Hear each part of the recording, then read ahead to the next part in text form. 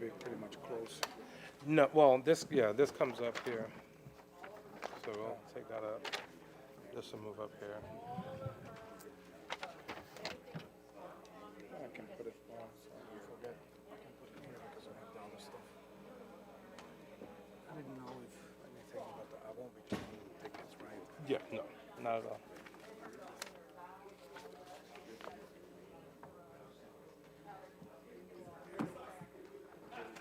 Oh, wait, there was a video. Okay, the video's already on. What's that? So now it's 2 o'clock. All right. So I'll just turn that on. All right.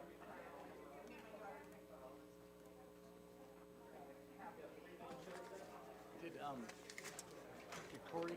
Oh, she's on. Yes. All right.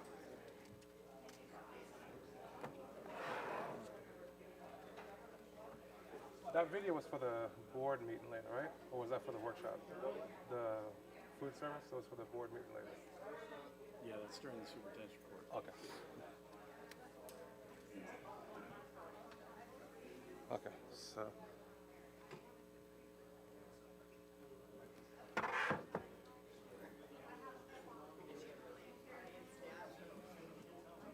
Question is, was she going to control her PowerPoint, or does she want us to do the PowerPoint?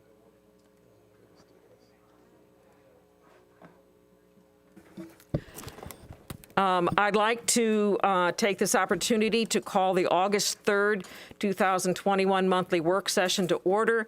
The first item on the agenda is the strategic plan. Dr. Asplund? Yes, thank you, Madam Chair. This afternoon, we have Corey Gordon, the CEO of Deliver Ed company that is helping us with our strategic plan. Thought we'd give an update, and she is on with us, I believe. Corey, you there? Hi, yeah. There she is. Good afternoon. All right, I'm going to go ahead and turn it over to Corey, and she's going to walk us through the update and then the final timeline that we have to finish our strategic plan.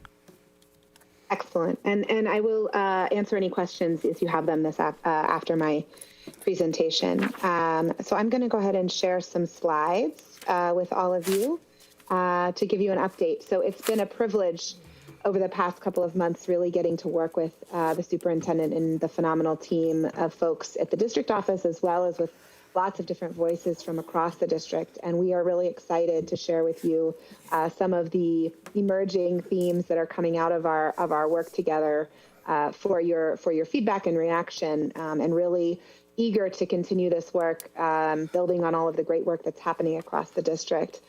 So as you recall, at our last conversation a few months ago, we shared a refreshed vision and mission statement that have now been shared widely with lots of stakeholders who have provided some really positive feedback and excitement about our new vision and mission statement. So just as a reminder, we have refreshed our vision to be more pithy and hopefully serve as a rallying cry for the district, to focus on working as one for the success of all. And folks have really loved this language and are starting to integrate it into the way they're talking at their schools and at the district office about the work that we all do as part of the same team. Accompanying that vision is a mission statement around Sarasota County Schools, in partnership with families in the community, inspires and empowers every student to be an innovative, lifelong learner prepared for success in an ever-changing world.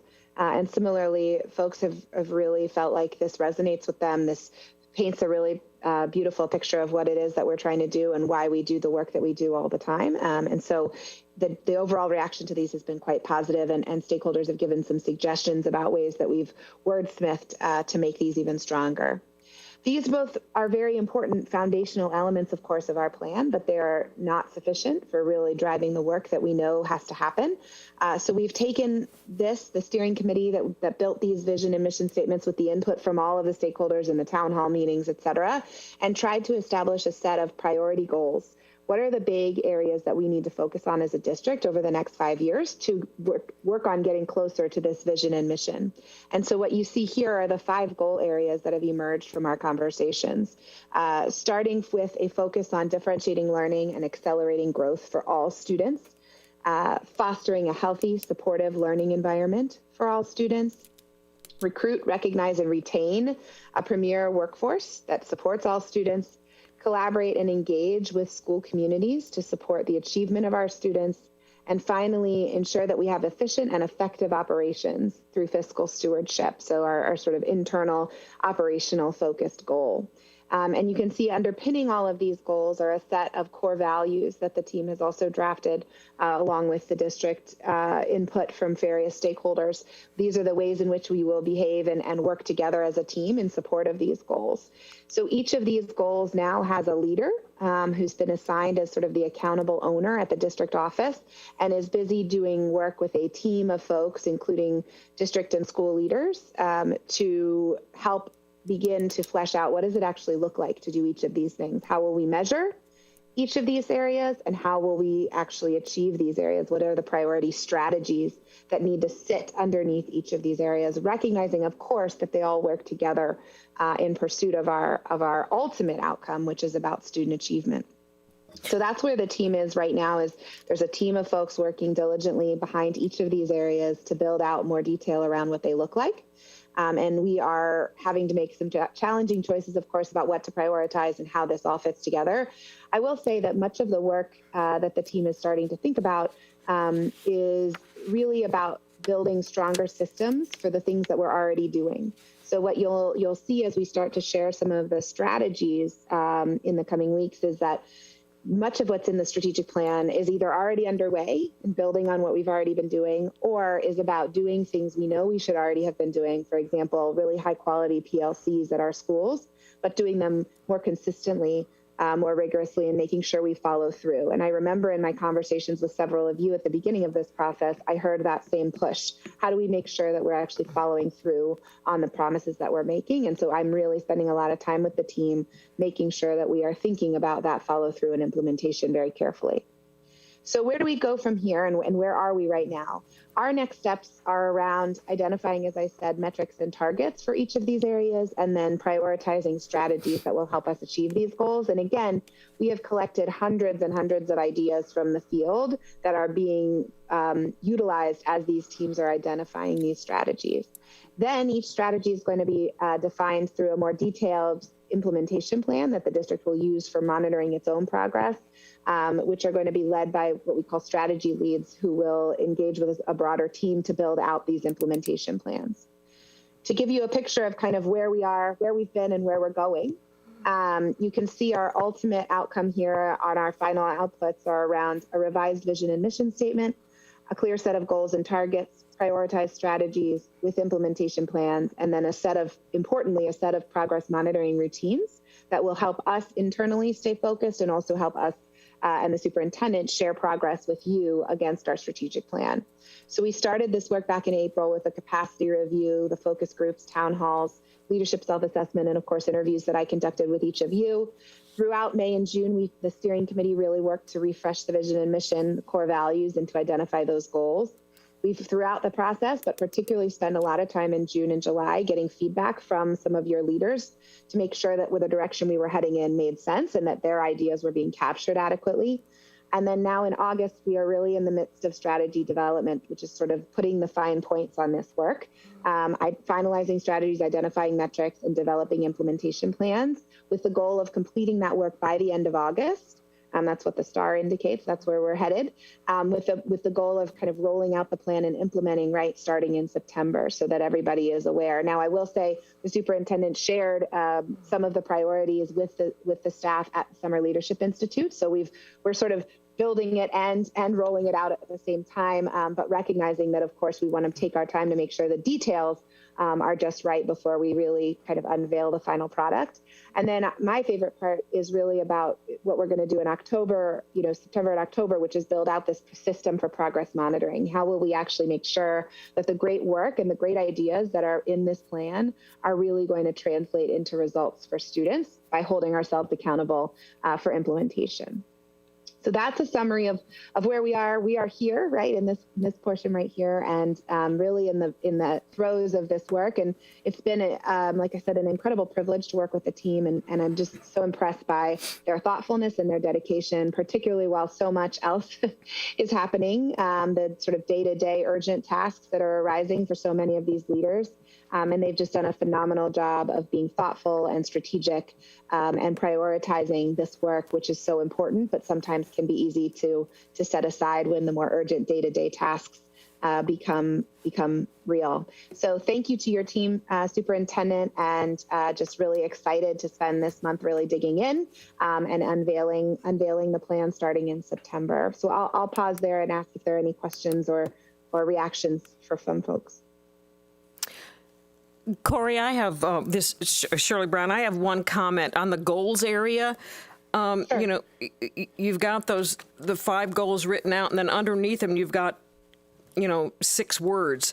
And I can see, student-centered would be the differentiate, collaborative goes with, the 4th one on there. But then you've got authentic, visionary, passionate, and preservant. I mean, I'm not quite sure what that word is or what that has to do with anything else. But, why aren't those words more coordinated towards what you're saying above it? Yeah, so this visual may not be, thank you, Board Member Brown. This visual may not be representing exactly the way we want, and Craig's team is busy working on sort of the actual final visual. These are really not necessarily meant to align one-to-one, like you just said, although you're right, they do kind of right now the way they're laid out, but they will eventually be written as sort of statements about kind of what we value as a district. We value being student-centered, collaborative, authentic, et cetera. And so they're really meant as a series of statements that talk about kind of how we do business as a district rather than necessarily aligned to one of the goals. But in the work of the goals, we hope to hold these values at the center of everything that we're doing. So I appreciate that question and certainly can make sure with Craig that the visual representation makes that a little bit more clear. Yeah, and what does preservant refer to? Perseverance. So it's the noun version of perseverance, right? But you're right, it's a bit of an awkward word. I'm so sorry. No, it's okay. Think about a different way. It's not my favorite word. I'm with you on that. Oh, I have egg on my face. Perseverant. I was up late last night answering emails. I understand. Happens to me too. I understand. No worries. Thank you for that. That's a good question and certainly one that we'll think about. Well, I just wonder how many other people might not have, might be in the same position I am and say, what is that word? Sure. Absolutely. I'm sorry. We want it to be accessible. Jane? Corey, so the next step now is to do the real hard work of identifying metrics and targets, right? That's right. Based on what you know of your work with us, are we on a good schedule to have this work completed at the end of August? That's my question. It's a good question. Yes, ma'am. So the team has done a lot of thinking already on the metrics side. Really what we need to do now is set the targets. And I have a pretty efficient, I should say, protocol and process for how to do that. I've supported a lot of districts with this work. And so thinking about kind of how do we benchmark.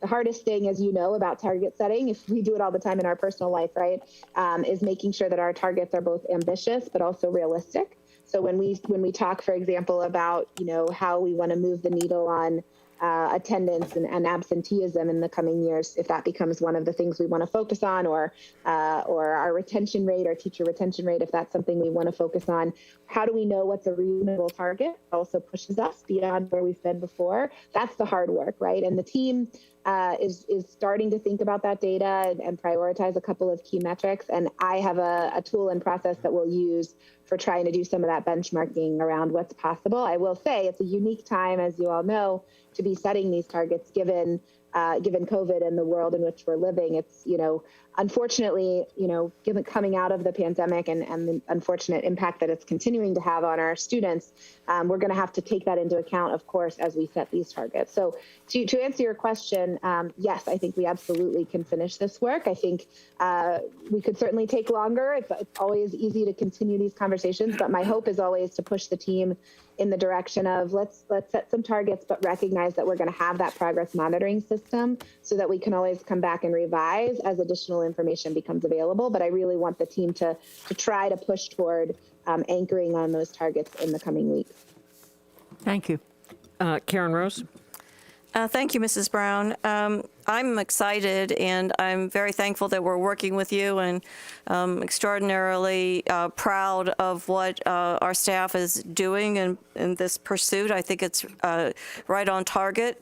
My focus is my really top quality schools and performance. I think that we have an incredible advantage with Dr. Asplund and that leadership role and the team that he's put together. I'm looking forward to and hoping that the board is regularly able to visit the progress monitoring data. That is going to be exciting feedback and data. And I'm also hoping that we can get a glimpse from staff doing the work in schools and in classrooms of how it's impacting them, and directly have the advantage of not only as a board getting their input, but our community having access to their input as well. But I couldn't be more pleased. Thank you. I think we're on our way to some top quality, top-notch schools. Yeah, thank you so much, Board Member Rose. I'll say, one of the things that I find unique about this process and the way that we try to facilitate it is this focus on accountability and ownership. So the fact that each of these pillars, each of these goals has an accountable owner does not mean, obviously, that they could ever do this work on their own, but it forces that conversation about how do we make sure we're being strategic and coordinated, and how do we make sure that we are engaging the right folks in the conversation. And so what you'll see in the progress monitoring as we roll that out is each of these goals will have essentially a team with the leader at the district level, and then strategy leads who may or may not directly report to that person. We are really trying to make this a cross-collaborative effort as well, and that team will regularly assess progress in a way that is very transparent and allows for folks to see how is this work actually reaching the field, to exactly your point, and how are we not just keeping the conversation up here at the district, but really getting that feedback from the field about what's working and what's not working, and how do we correct course when things are not working inevitably as they do, right? So I think your push is exactly right, and I'm confident that this team is going to be able to provide that information for you all. And I am as well. Thank you. Awesome, impressive, excited. Mr. Edwards. I concur with what was just said. I think it looks amazing. There are just 2 words on that goal sheet that I would throw out based upon the year that we've had and all the multiple discussions that have been had from these seats. One word that I would just throw out there is transparency. Transparent. I'd throw it in there as you're continuing to refine and move on. And lastly, right in there with student achievement, I would love to see student outcomes, a big horizon that we're all talking about here. So those are just my 2 words of feedback. Thank you, Board Member Edwards. I'll certainly bring those back to the team. So Corey, thank you again for helping us with this as we move forward. And I know we want to finish this up by the end of August. We can roll it out beginning September. Board members, this, what do you call this thing? This stick that I gave you has the Leadership Institute, Summer Leadership Institute information, the slides that I talked about with all of our leaders this year. And when you get to the middle of this, the slides that start to talk about the strategic plan, you'll see a 35,000 level, a foot level, what am I trying to say? Yes, overview. Thank you very much. Overview of these goals. So these 5 goals, you'll see those, and then there's 5 or 6 topics that we really want to stress within those goals, and you'll see those on those slides. So just wanted to bring that to your attention. And the team is doing a great job working on these and creating strategies and measurable outcomes, and I appreciate all the work that they're doing and the work they're doing to get school started too as well. So thank you all very much for that. So again, Corey, thank you. Does anyone else have any other questions? All right, Corey, thank you, and we'll be in touch. Thank you all so much. Take care.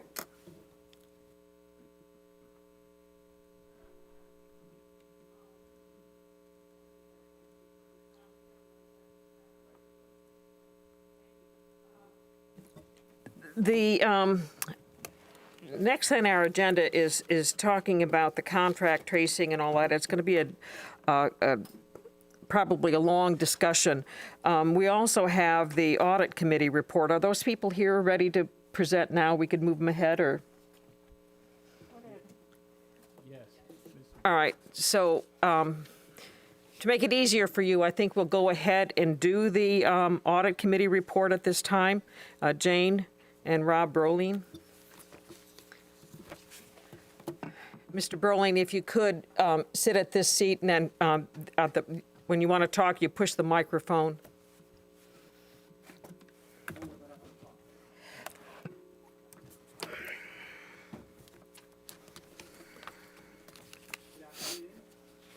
Good afternoon, Rob. How are you? It's so nice to see you, coming all this distance from good old Orlando, Oviedo, and that general area. Is it raining? Is it raining there? Not when I left. Good. I hope it doesn't. You know, Florida. Thank you. My pleasure to work with you. In terms of this internal audit function that you've engaged us to do. So I am, I am a partner. I'm a partner with Carr, Riggs & Ingram. And as you all know, we were engaged or have been engaged to perform through the RFP 3 specific internal audits. First one, which I'm presenting today, that has been completed, relates to construction operations. The second one, which is already in process, we're over 50% through with the second one already, is we decided to go with procurement next. And then the third one that we've been requested to do deals with contract compliance. So like I said, today, presenting to you the report related to construction services. And here, of course, is Jody, as you know Jody and Jane, who took over as director. When did you take over? 5 months ago. Wow, time flies, right? So I know you've had a chance. And our committee met, I think, last fall, and then we met again the end of June. But who's counting? It seems like just yesterday, right, Jane? Right. And presented these findings to our audit committee, and everything went smoothly with that function. Mitzi, who's still sitting in the back, don't you need to come sit up here? Okay. And because we can't do things without Mitzi, you know how that is. I can't anyway. Mitzi is our overall advisor, of course, and so we met at the end of June and discussed this with our audit committee that all of you were involved in selecting, and so now we're bringing it to the board for approval. Take it away, Rob. Okay. I think they're working on getting it up on the... Okay. This is a PDF, though, not a PowerPoint. I converted to PDF, to PowerPoint, but none of us had a thumb drive to get it to them. So let's see. Let's see if this is going to... Okay. Oh, that way. I guess I'll look this way, too, then. All right. No, this is going to work just fine. Yeah. Yeah. Yeah. It's like, it's going to use my peripheral vision from my basketball days. So you had a chance to read through the report. Just to let you know, this is our standard reporting format, and it was acceptable to we worked with Jane, and we kind of talked up front, and also in terms of the audit committee's response, everyone seemed comfortable with the format of the report, because there isn't one format. You might be more familiar with a external audit report, which is pretty, it's a required format to that. There isn't really much wiggle room. It's pretty much, there's a template laid out for in the external audit world. What I mean by that is that you're audited can't say CAFR anymore, but the audit of financial statements, the AFR, that's right, the AFR, so there are differences there with the internal audit. Also, just to point out a couple general things, is it's very much focused even more. It's a deep dive on a focus on a particular area. So, for example, we're auditing, construction services. External audit, financial statement audit has to cover the entire, all the areas, right? All the areas, essentially, everything that rolls up to the balance sheet and to the net change in assets all has to be addressed in some form, and they audit based upon materiality. Okay, ours is focused on a particular area. Normally what we do is we would take a risk-based approach and decide what areas are considered high risk and we're going to perform an internal audit for. Well, you had already done that by another firm who came in and did a risk assessment. You had your top, gave you a top 10, as you know, and of those top 10, I don't know how you decided this. You guys decided this. You decided on these 3 that you've engaged us to perform. So I just want, just to give a little context that, so the internal audit is always a risk-based approach focused on a particular area that all these areas that we actually do perform internal audits for, as a whole, they're deemed to be in a higher risk nature. Okay. So as we go to, so we have an outline, there's just the table, the outline of the report. So in terms of a format, this is what you'll expect to see on the next 2. The report will, in terms of the format and presentation, will look exactly the same. In terms of how we lay it out, we lay it out with the executive summary. We like to try to get the high level that you like to see. What's kind of just give us a summary what the observations are, so we have an idea at that high level. Background we find is very important. It helps provide, you say, well, I don't know all the details. What are maybe some key statistics? Sometimes financial information, other charts we might present. We always provide, what's the department look like from a structural standpoint? How many FTEs are there in there and whatnot. It provides context to what we're going to then, in terms of our observations. And then we will give the observation matrix. That's where you have the detailed results of what we identify, what we found, and then as you well know, also in that section we'll say here are our recommendations. And then what you see management's response. And we also have this section here where we have this section where we deem these matters and what we call enhancements and best practices, just like it sounds. There's not an identified actual control weakness or lack of compliance in an area, but here are things we know from our experience we think would enhance what they're already doing or add to what they're doing. Hence, very descriptive term of enhancements and best practices. Okay. So here's an important thing here is just to, so in terms of the scope within construction services, you see the top there, those are you should recognize those as the key phases to the whole construction process, starting with capital budget and planning, design, pre-construction, construction, closeout. Those are the processes or the phases that the key phases in terms of you're going to build something from beginning to end. So I already talked about our objective, already made reference to that previous risk assessment and how this was identified as an area. So just want to, on the observations, I think it's important here to emphasize that the risk rating is to give management so they understand, well, okay, if we just gave you these 6 things, first question I'm going to ask us, okay, well, what's the most important in terms of priority? So that's what we're doing here. It really is a prioritization of what they ought to do. And does it mean, like, you see high, red, some people look at that and, is a roof going to cave in? No. Okay, that's not what it means. It means that this has a higher priority and they need to address this, sooner than later. Otherwise, there could be some ramifications in their operations. And so you see here, out of the 6 items we identified, we did identify one as being as a higher priority than the others. We do make reference to there were other auditor general audits we did try to take into account, and we made sure we addressed the areas that they covered, which we would normally cover anyways. But we're not here. What I want to say in this paragraph, to summarize this paragraph in one sentence, is, I'm not in a position to speak for the auditor general. In other words, we can do our testing and we can say these are our observations, but they can come back in and decide something has been closed or not to their satisfaction. So these are our results, stand independent of theirs. That's the point of that paragraph. So I'm not going to just say a couple things about background section. Again, I know you've read through this, and that way if you have questions, then you can ask those. But here we always like to lay out the folks we talk to are important. And a big part of what we do is we talk to people. We find out a lot about just having conversations, not only with the director, and of course here in this case, you had the outgoing director. I guess he was actually the interim director. He didn't actually become director, but he was interim director, kind of Paul Pitcher, who stepped up to the plate. He was a long-term, very experienced project manager who filled the gap, and then Jane came in and became the director. And so you have there sort of the transitional time, which happened right in the middle of our internal audit, and that contributed to why this took longer than it normally takes us to do one. other factors as well. And like I said, we're already over 50% through with the second audit, so it will not take nearly as long to complete that. But I do want to thank Jane and all the others on here. Everyone was very cooperative. Didn't have any issues in that regard. Important to report that. And Jane was very helpful. She came into a very difficult situation, hired right in the midst of it. All the testing was done, and now we're asking questions about things she wasn't even there for.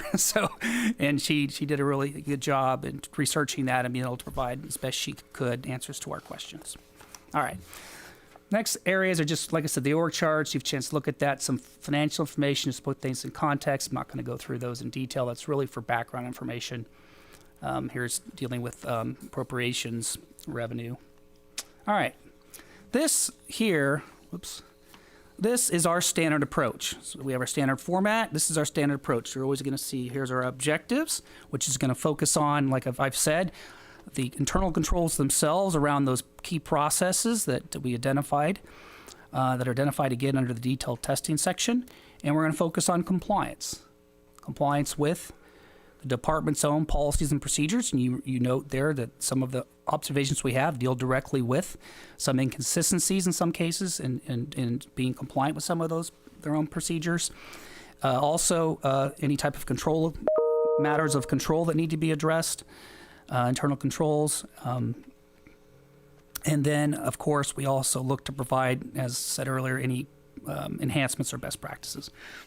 First phase, that's when we do all the interviews, understanding the process. We had interviews. We spoke with Jody, with Jane, Paul before he left. That's why we had in some ways we had to kick it off really early, because he was going to be leaving. So we wanted to make sure we met with him and had enough time for follow-up back and forth. So really, it was kind of it's almost like we did 2 audits in that regard, because it's really, we kind of knew going in. In fact, Jody and I talked about it. We got to do this phase.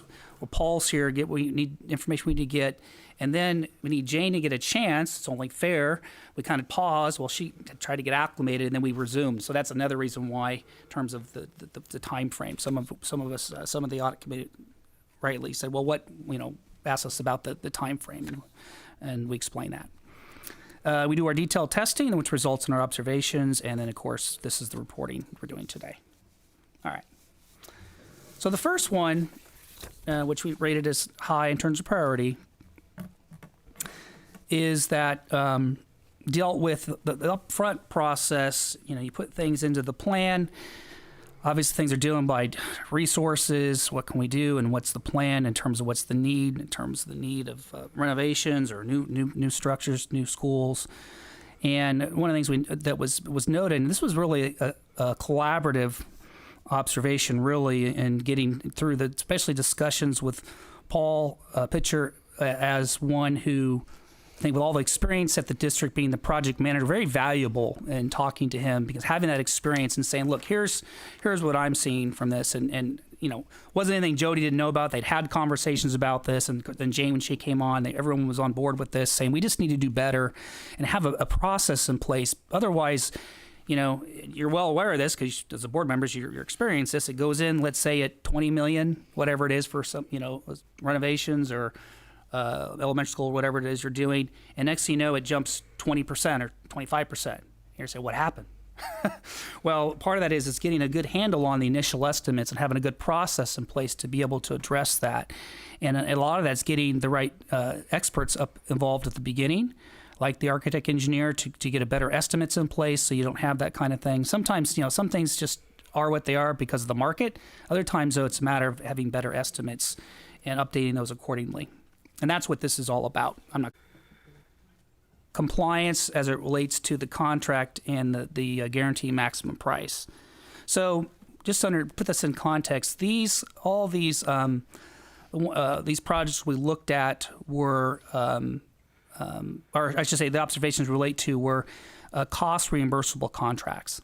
That means that they're essentially an open book, that any cost submitted by the contractor or the design builder, dependent upon, or construction manager, dependent upon the nature of the contract delivery method, will, in this case, the design builder in this first one, needs to provide full support for all those costs.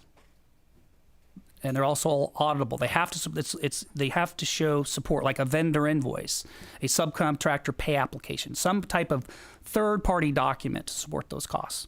Okay, and so we did have a finding here related to where there was an auto allowance.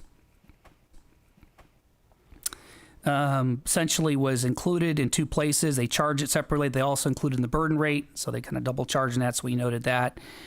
And then there was also, related to the project manager, there was some additions. So that was just kind of noting the total cumulative charge of that. So it wasn't a large number, but something you just want to, again, type of thing that you identified here, you just want to make sure you address that in other places, and management took note of that and agreed, and they're going to make sure they address that and put a good process and control in place to mitigate that happening again. So that's my summary for that one. Okay. And then number 3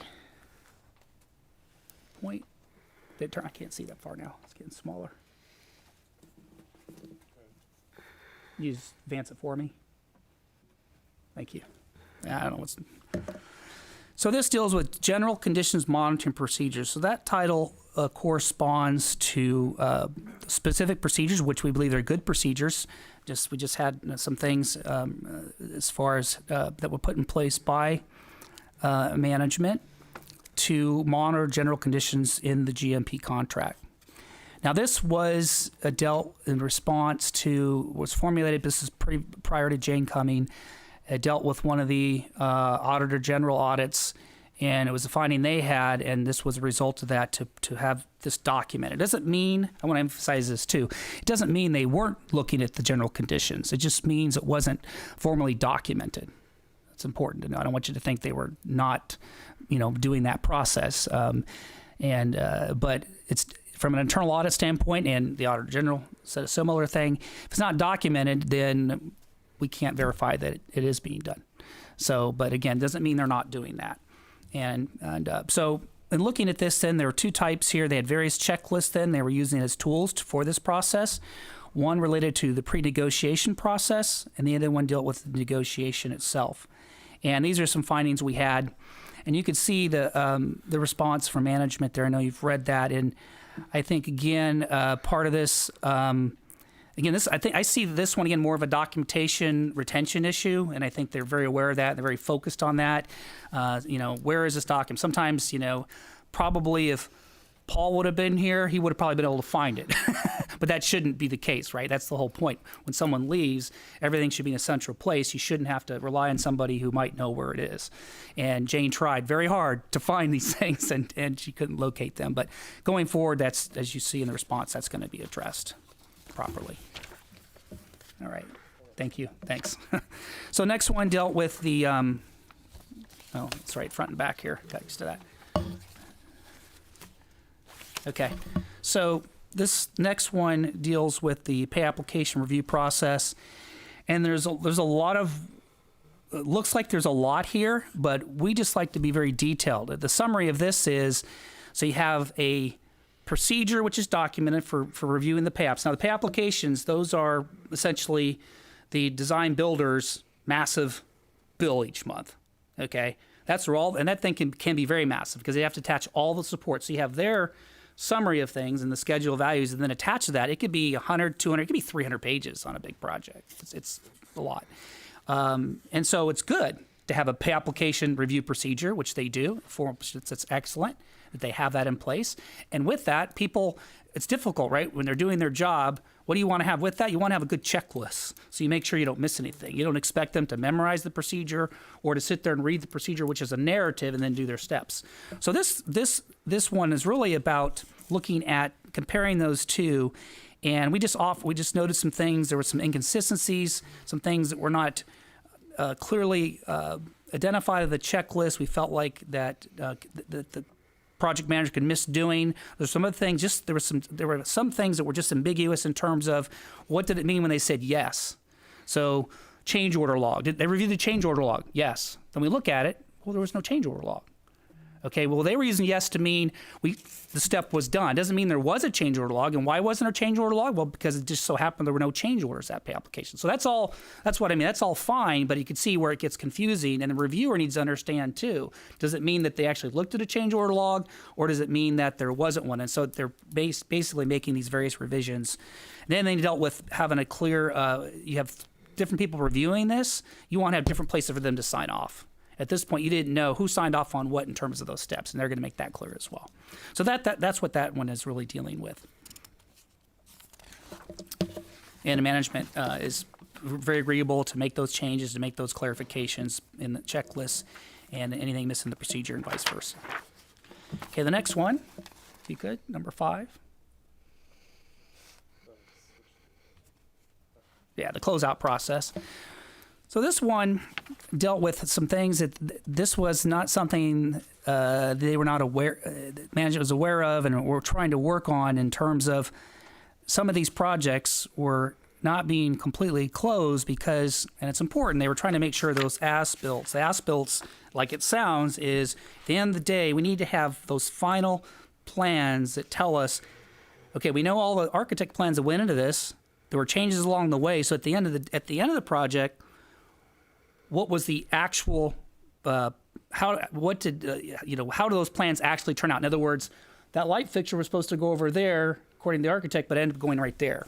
Okay, those are the as-builts. Where did things actually end up? So it's important, right, to have those very accurate. I mean, if they have issues with warranty issues, with fixtures and things like that, everything needs to be complete. You know, you can't be missing things that should be in there, and accurate if things got moved or changed.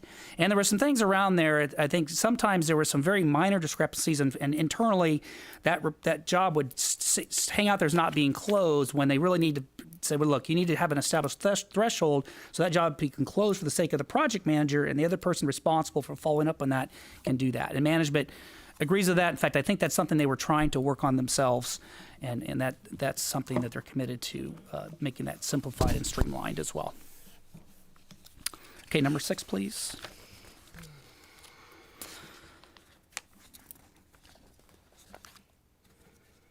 So this last one deals with, and this kind of goes to, so to put it in the positive, so for example, documenting procedures, some of the key processes. So an example where they have done that clearly is in terms of the general conditions, negotiation, pre-negotiation process.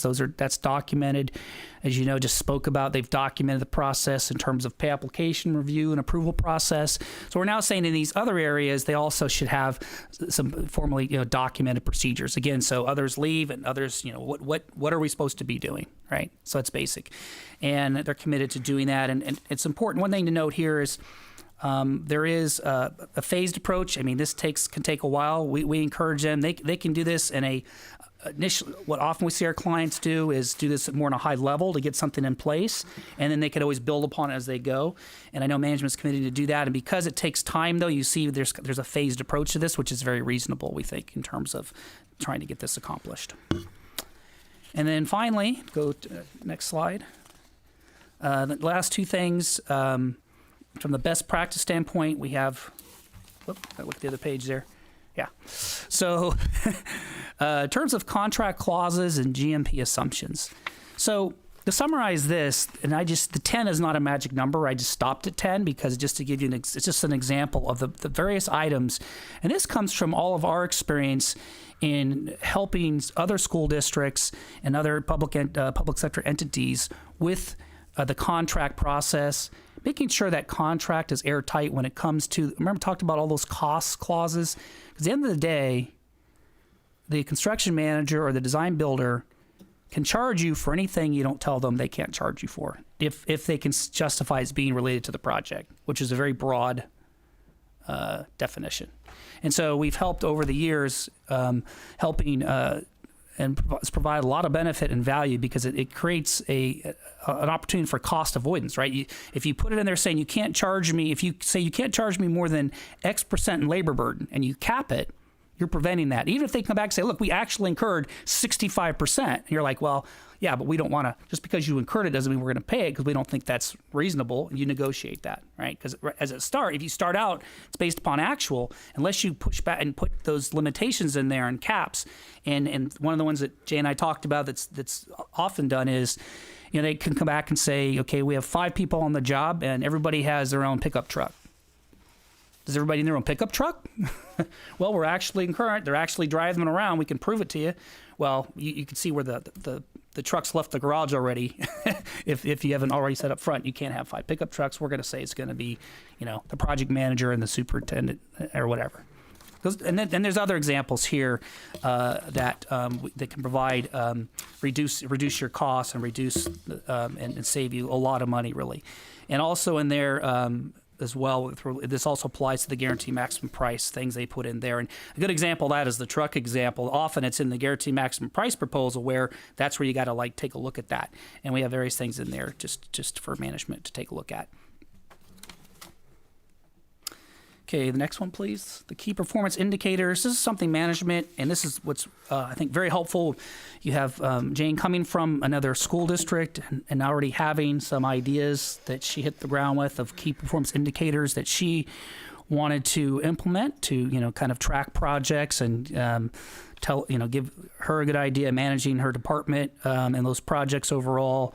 How are they doing? And you have the 3 of those there listed. And this is just, I'm sure she's already has more that she's thinking about, but those are the ones just in our discussions a few months ago. And then some other additional ones to consider. And again, really tailored to what management sees as the most useful.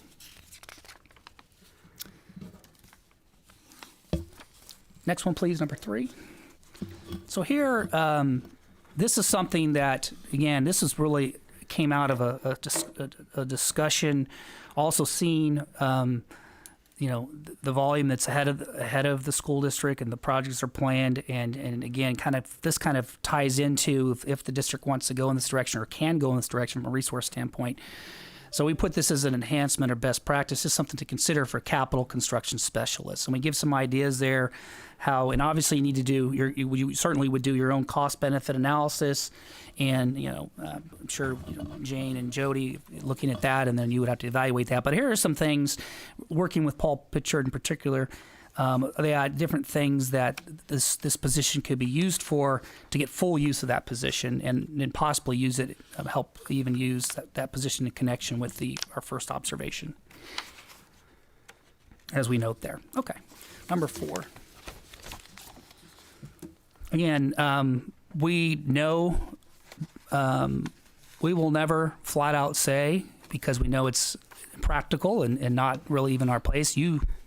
We think you really must hire 2 more people for this department. Well, there's multiple things wrong with that. One is that, obviously it's always dependent upon resources.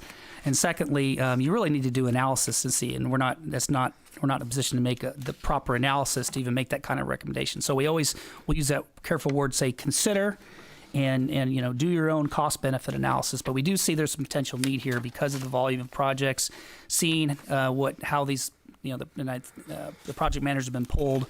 That there might be some need there, and I know there were some vacant positions that I think some might have already been filled. Jane, if you could speak to that, but that concludes my report. Thank you. Jane? Well, I want to thank you, Rob, for giving an excellent report. When we presented this to the audit committee, Eric Robinson, a former school board member, sits on the audit committee, and of course he happens to be a CPA, and he said, well, he thought this was kind of majoring in the minors. He didn't think there was a whole lot there that was bad to consider, and I agree. And I want to say thank you for your diligent effort, and thank you to Jane for the diligent effort that she has put forth since she's been there. One of the reasons why, when we looked at our top 10 departments in doing audits for this year, one of the reasons we looked at construction services is because we had problems with construction services in the past. And we had the building of the technical college in Northport, which started out to be one entity and turned out to be 3 entities, and had, I don't know how many times the scope of work changed, but it changed a number of times. And we had cut our staff quite a bit at the time, and to say the very least. So we had some problems there, and we had an audit by the state, and we had some issues with the way we were doing things. But, you know, it was not like we found fraud or anything in that audit either. I don't want anyone to think that. But Jane is new, and to protect Jane, and to anytime you have a change of management, it's always good to do an audit, because now we know where we stand, so we move forward. So this gives Jane a lot of things to work with, and going forward, we probably do need to look at these additional employees, because what do we have, 24 people in that department at one time? Mm-hmm. And how many do we have now? 12. And so we are just recently full staffed after several years of vacancy. Exactly. So, and that's due to Jane's recruitment efforts. We've been plussing up, and Paul would play director, and he would play project manager, and he's such a great guy, and we have great people in that department. I'm so thankful that we have a great administrator running the department now. But I just want to give some background into that, as well as to what our thinking was on doing that when we looked at this at first. Because we want to make sure that she's successful, that she has all of the things and processes in place to be a success. And so that's really why we looked at this department first. And I think this was excellent. We're really quite pleased with it. So thank you all. You're welcome. Thank you. I'd like to thank you too, because, you know, I wasn't quite sure what we were doing. I mean, I thought audits was making sure all the numbers added up. And then I find out that, well, it's not just making sure the numbers add up, but it's also making sure you've got the documentation and that the contract matches what was paid out and all of that. And you've put the information in here, I think, very, very clearly, understandably. And I'm also very happy with the response from the department heads and how they say, oh, yes, we're going to do this, you know. And so I it's the other thing. I thought, are we just wasting our money on this and getting more reports? But it looks like we are getting actionable items out of what you've done, and perhaps saving us money here and there. But I think getting the more accurate information up front when we approve a project, and, you know, because like not including inflation. Well, I guess we got caught with that this year, but you know how the costs went up, so that we'll be looking at those things in the future. You know, because, you know, that's why that $6,000 we had out there for the, you know, the new kitchen stuff over at Bayhaven then turns into $7,000. Well, what happened there? So we know what those differences are. So I think it's some very good information, and I have a better understanding of what it was you do. Tom? Thank you. I have a couple of questions. Just in terms of the overages where we had that, I guess it was the high red coming out, like what's those differentials?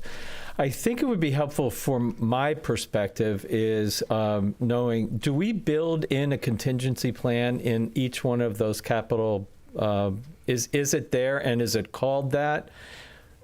Do we have that in our capital budget? Do you mean in the specific projects themselves?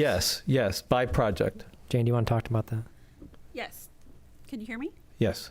So it's between 3% and 5% based on the project, and each use of that is signed off by the architect, the construction manager, and our project manager. Okay. And is 3 to 5% best practice? That was what I was going to ask you. Yes, that's very much along industry lines. Yes, 5 would be at a higher end, and it's based upon if you look at it and you feel like there's more risk, you'd probably go with 5. If you felt like there's less risk, typically it would be 3. So that's right in the industry range. Yeah. So one other thing that I would just throw out there from a school board perspective is that lots of times things show up on a consent agenda where it's like, oh, we had to add this, and maybe that's within the 3 to 5%. But I have no way of knowing that. So what would be helpful is when those kinds of things get presented is if there's some sort of, just even a visual to say it's within that range or something, just so that I don't feel like I have to go do a deep dive and call Jody and ask the question. So some sort of just showing us, and then I think looking at it in a bigger picture, because we have things like the fire academy drop in our lap, just so that we have a sense of where we are at any given point in time when it comes to those capital. That I would find incredibly helpful. So that's all I'll say on that question. The last thing I have is, I love that pushback. I'm a negotiator, so I love that whole conversation of sitting down and trying to figure out where those pushback clauses are. Do we do that on an ongoing basis? Yes. Great. And lastly, are there best practices along those lines that we don't do? And are there professional development attached to that we can have access to? And if the answer is no, you don't need it, I'm good with that too. So let me just begin by saying it wasn't the scope for us to take a deep dive and to look at the contract from that point of view. But I've never found a contract that I've been engaged to look at where I haven't been able to provide opportunities for improvement that save that entity additional money. Okay. I'll put it that way. And so we've always seen that. And I want to say too, I don't want it to be seen like, and we really much see that as that's a consulting related project. So we really we would come alongside Jody and Jane and say, if we were to do that, and say, the way we've done, they would engage us to do that very thing. And we would partner with them and we'd work together and actually would end up with what we would say is a revised contract. And so really assisting in the negotiation from just starting with the contract itself. And like you said, doing that, what we call that appropriate and fair pushback. Right. Yeah. Well, and I'm sure that having Jane come on board, I'm bringing us a whole wealth of new knowledge and new process, and I'm excited that you're here to do that.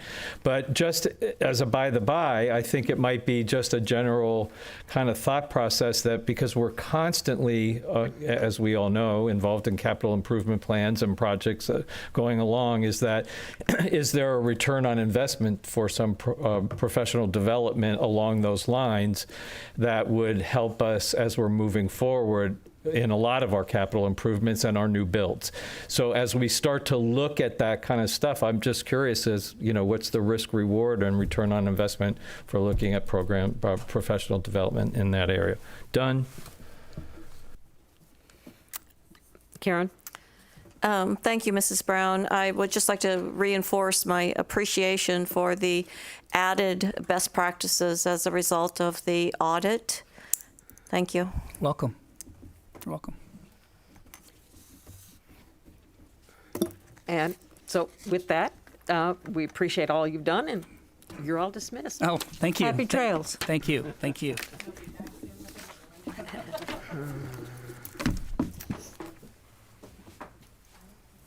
Okay. Now we're going to go up to number 2. The contract tracing. Thank you. Thank you, Ms. Brown. Yes, so for contact tracing, we have Jody Dumas and Michael Drennan is on the line as well.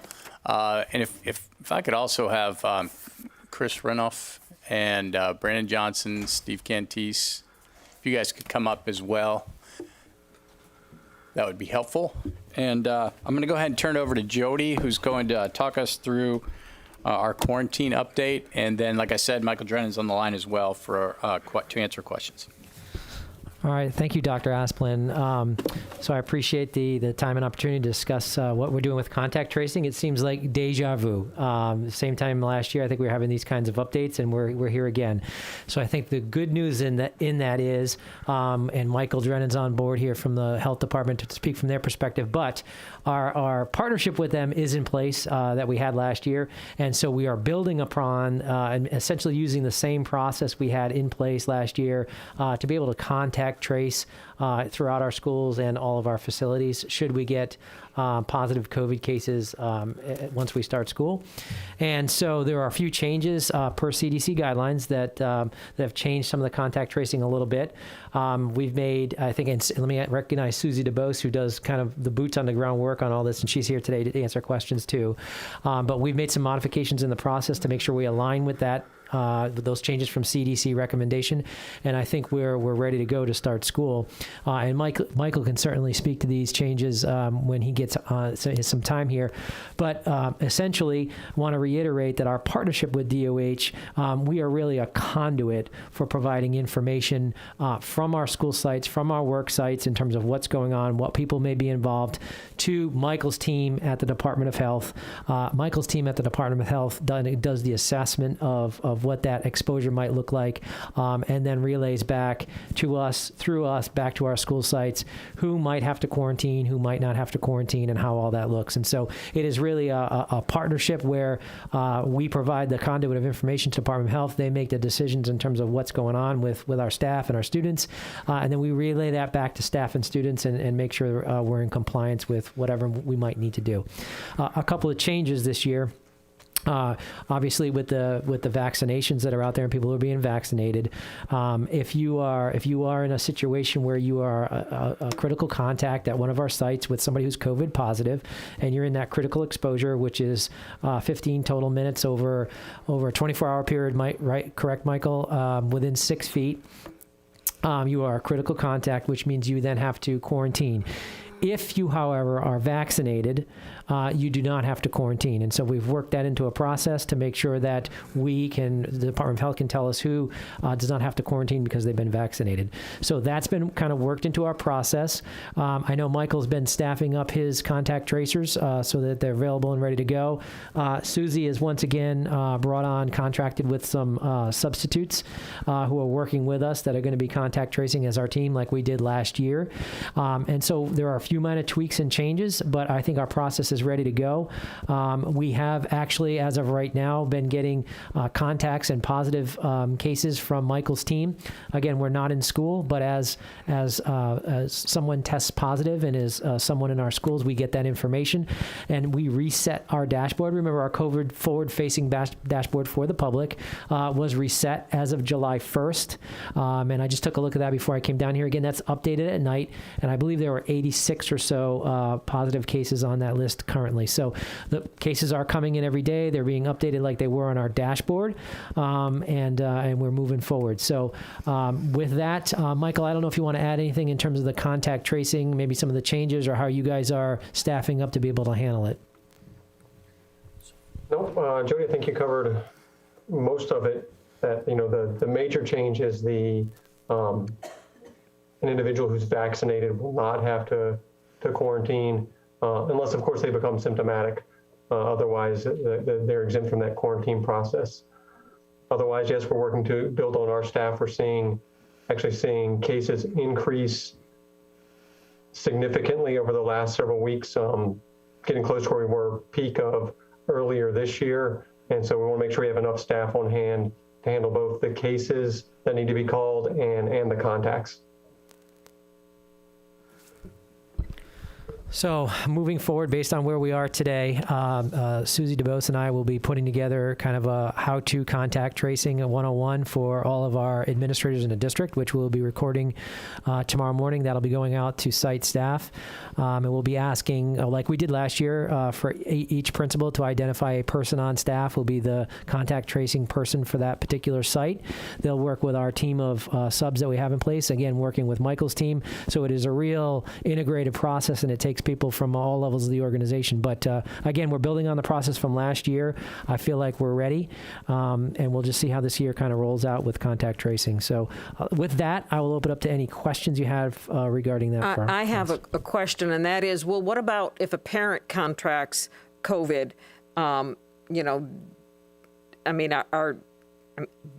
Do the parents, is it the parents' responsibility to make sure that their kids are quarantined? Yes, that would be correct. So if a parent was identified as a case, we would contact, through the interview process, we would be able to identify those students through that parent and then share that information with Jody and Susie and the team so that they would know which students had been identified as contacts and needed to be quarantined. But we'd communicate that information directly with the parent, assuming that the parent was the index case.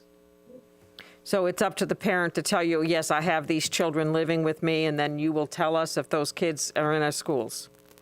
That is correct. Okay.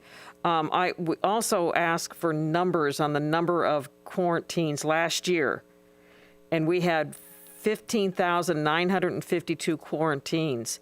Now, some of those were the same kids that were quarantined more than once. In fact, half of them were from high schools. And that's where most of the quarantines came from, but that's also where it's most difficult. I want to be clear. Now, you said, I believe, that if a student has been vaccinated, they do not need to be quarantined.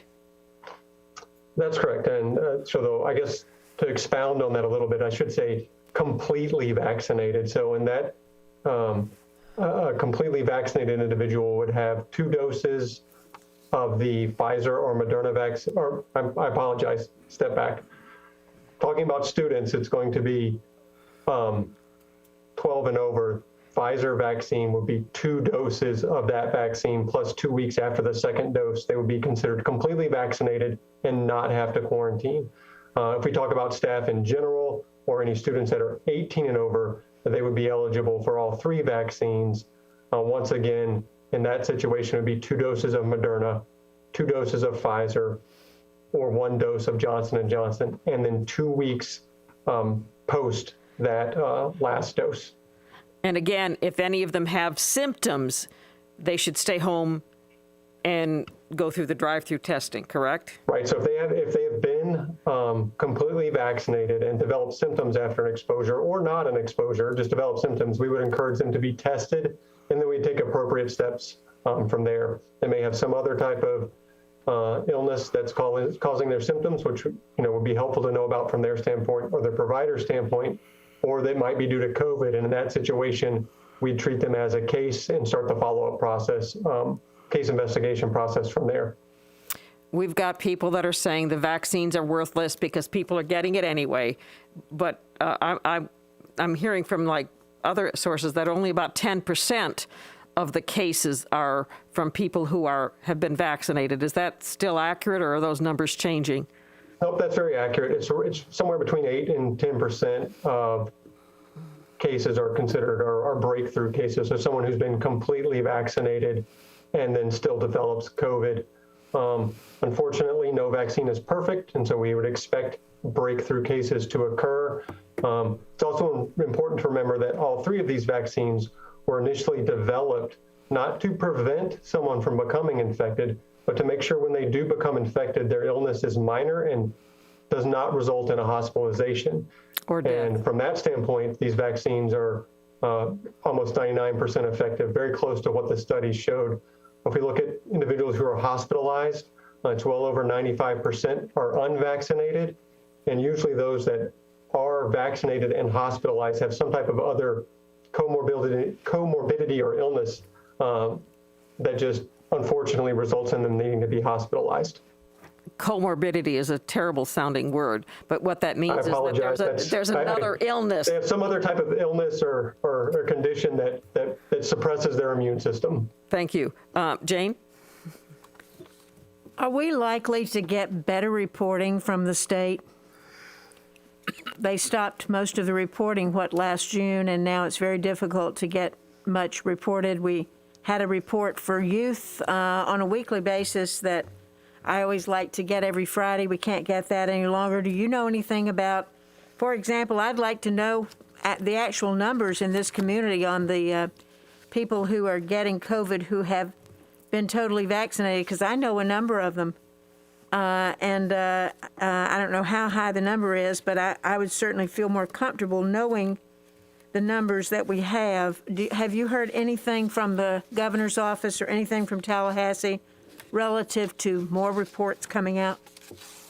I have not. I believe I can see the report you're holding right now is the weekly report that comes out Friday in the afternoon. And to the best of my knowledge, that's the only report at this time that the state is putting out summarizing COVID numbers.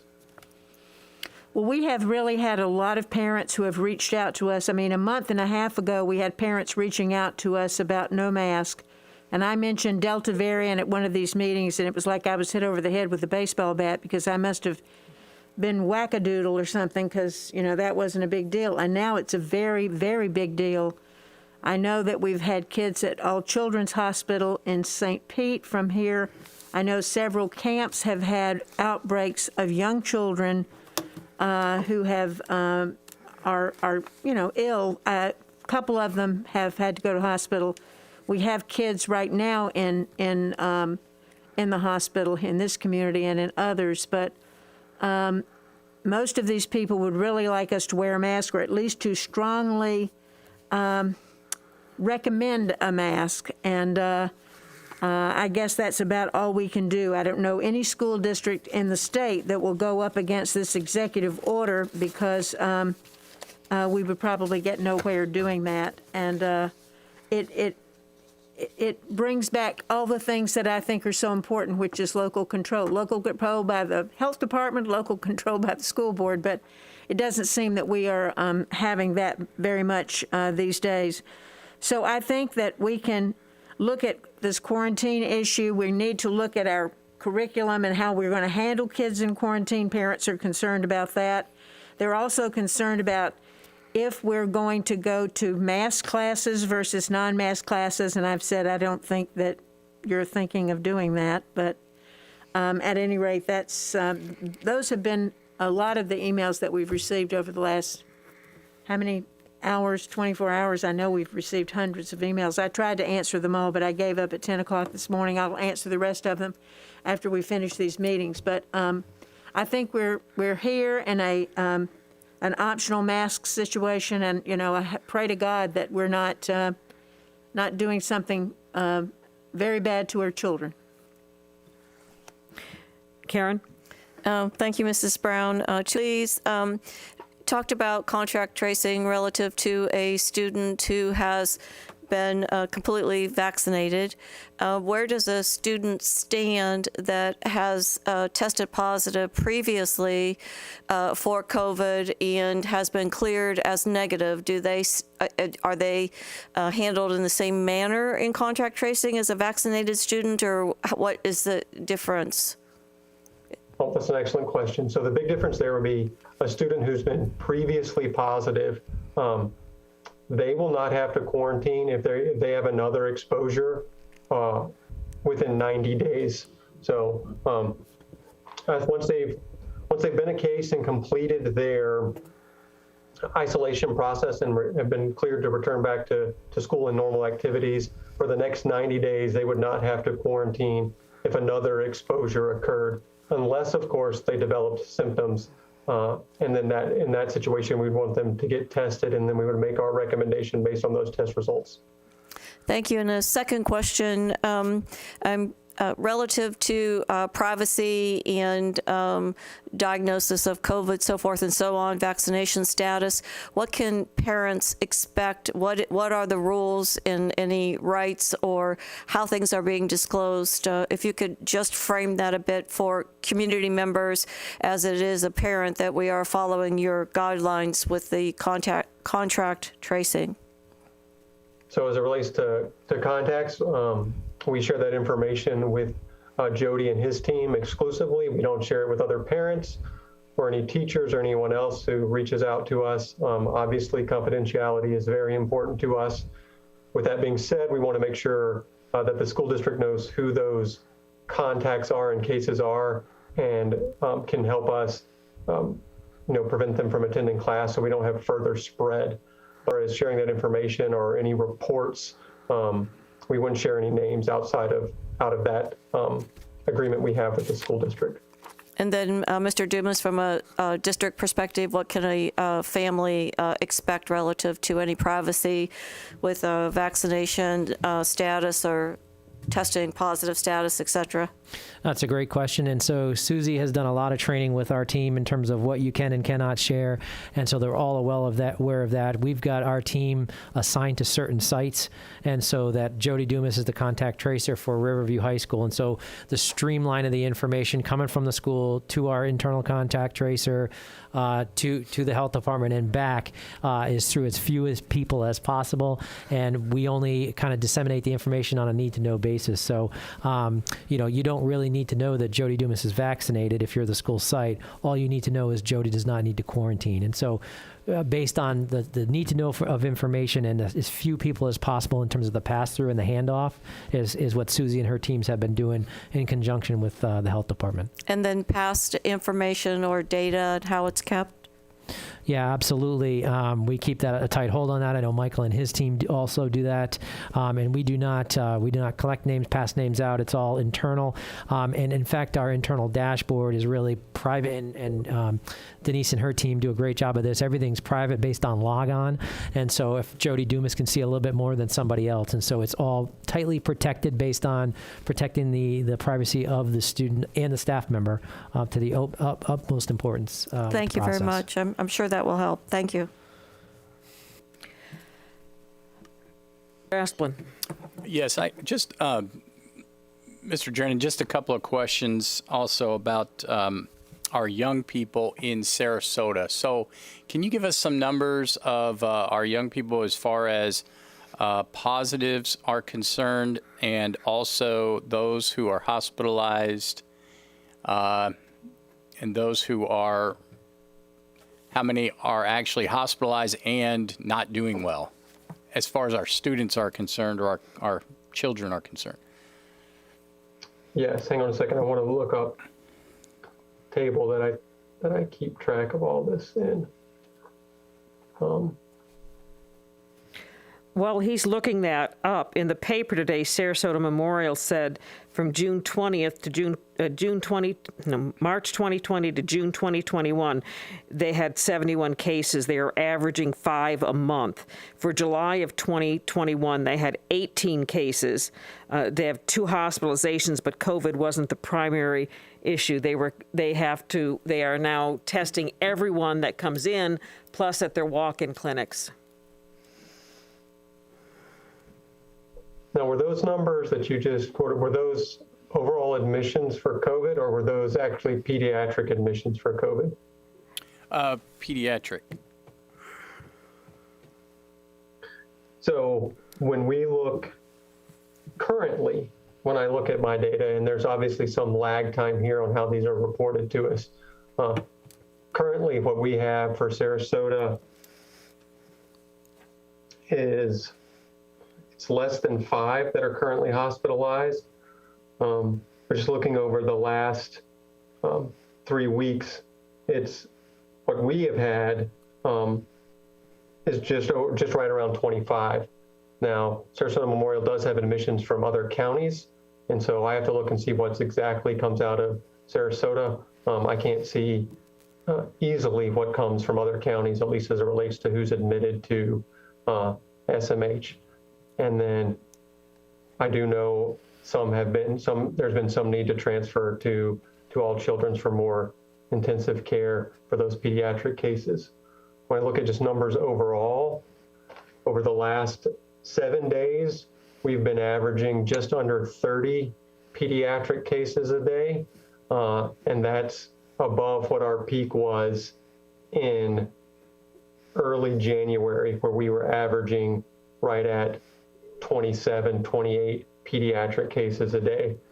Go back to April, we were right around 20 cases a day. So just in the last really 4 to 5 weeks, we've seen really an exponential growth in the number of pediatric cases we see. So they'd be individuals less than the age of 18. So in the, like you said, in the last 7 days, around 30 positive cases. How many of those are hospitalizations? So in the last 7 days, how many are hospitalized? Yeah. Under 5. Okay.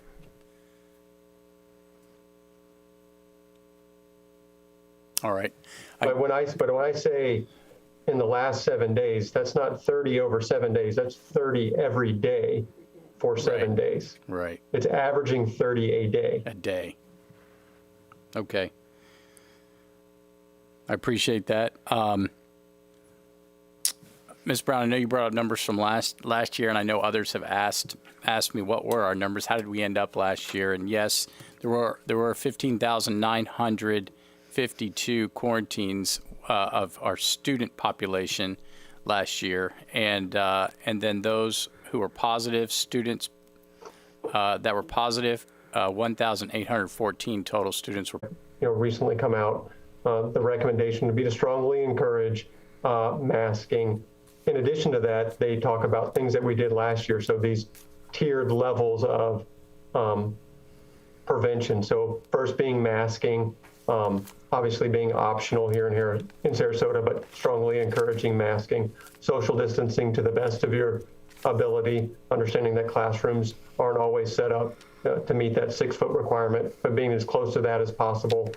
And then in addition to that, staying out of school when individuals are sick, so following those isolation and quarantine procedures are the main recommendations that'll really help us prevent transmission of this. Also, getting vaccinated. Any individual over the age of 12 is eligible to be vaccinated. And then once these vaccines are eligible for individuals under the age of 12, that age group getting vaccinated as well. Thank you. I think you pretty much covered my other question, and because of your strong recommendation to mask the children. So I got that. I just wanted to reiterate that. And Dr. Asplen, I think it's important that we make a statement that we are going to continue to social distance and do everything that we did last year to mitigate, so that parents that are stressed, quite frankly, that it's not a mandatory mask policy, understand that everything else will be in place.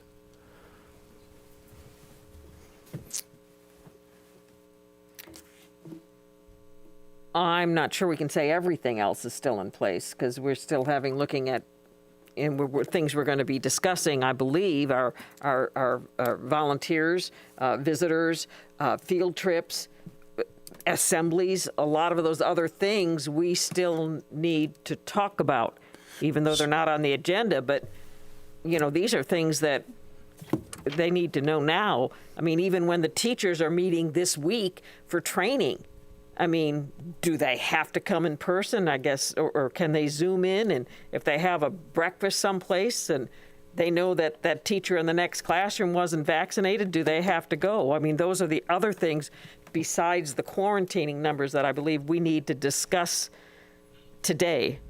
Yes, and over the last few weeks, it's been difficult and frustrating because things change, it seems like, every other day. But we've talked with our principals consistently about what their thoughts are as far as what we should be doing at the school sites with our students, and then also with our employees. And we talked about many of those different topics that you just discussed. At this point in time, as far as field trips are concerned and volunteers and so on and so forth, the plan was to move forward as we normally would have moved forward in a regular school year, and see how that goes, see what that looks like, and gather data so that we can then decide if we need to do something else, like pull back on volunteers for a little bit or pull back on field trips for a little bit. But in the meantime, to move forward as we have in the past and gather that data over the next few weeks. As far as employees and what we do with them as far as quarantining and so forth, we talked to our principals about that, and we talked to the union about that today as well, and we gathered more input. So we've been putting together the return to learn, which I know that you've seen that, and then we have the return to work. And the one that's actually in your packet here is old. We as of 2 days ago. It seems like every 2 days we are changing some things in here. So this morning we made some more changes. And so we're getting very close to being able to put that out to everyone. But at this point, I want to go ahead and turn it over to Mr. Renoff so he can talk through some of this with us, and then also how we're handling quarantine with our students and their makeup work. Okay, thank you very much, Dr. Asplin. Wait, Jane has a question. I have a question for Michael Drennan before he goes, because I don't know that we need to, I don't know, maybe we want to keep him on the phone. But Michael, getting a test, it's really difficult to go to the dog track in Manatee County and get a test. It takes 3 hours yesterday to get a test. Are there other places in our county that we can get tested? I know there's drugstores, correct? And there's Sarasota Memorial's outpatient now. I think I read that in the paper.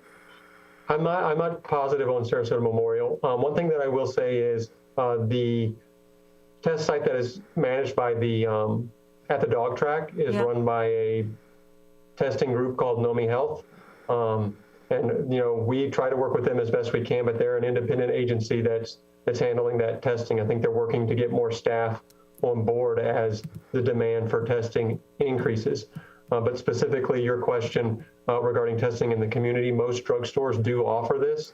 I would encourage anyone to call whatever CVS or Walgreens, Publix that's closest to them to see if an appointment is necessary. But I do know that those locations are offering testing. The vast majority of those are going to be the antigen test or the rapid test. Yeah.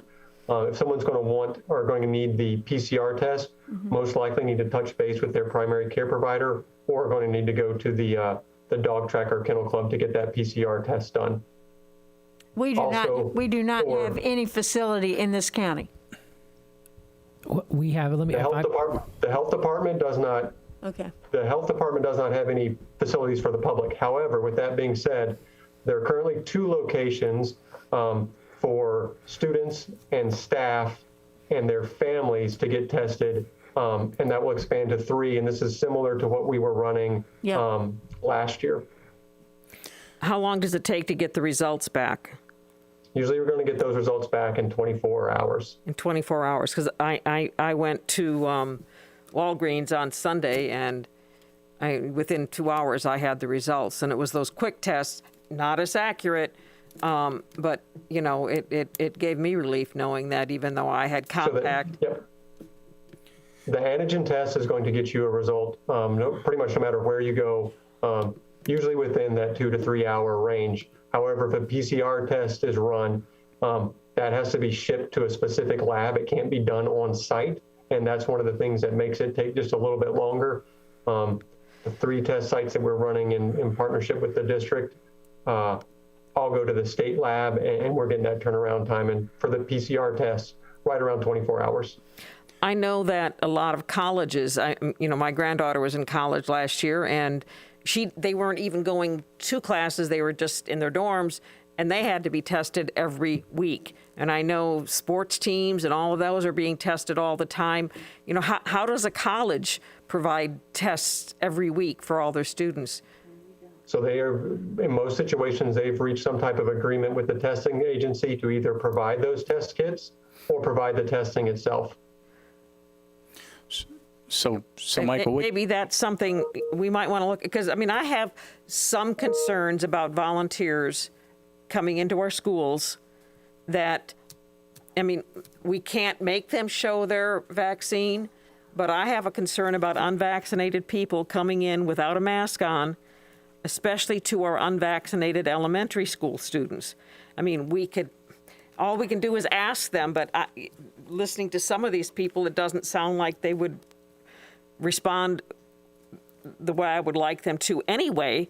And I have concerns about that. We can't make them show a vaccine, but we could require a negative test before they got into our students, or, require a mask as a condition to come in. But I have that concern, because if we have a volunteer that is in the classroom working with kids, or a few kids or something like that, and then they test positive for COVID, we don't know about that.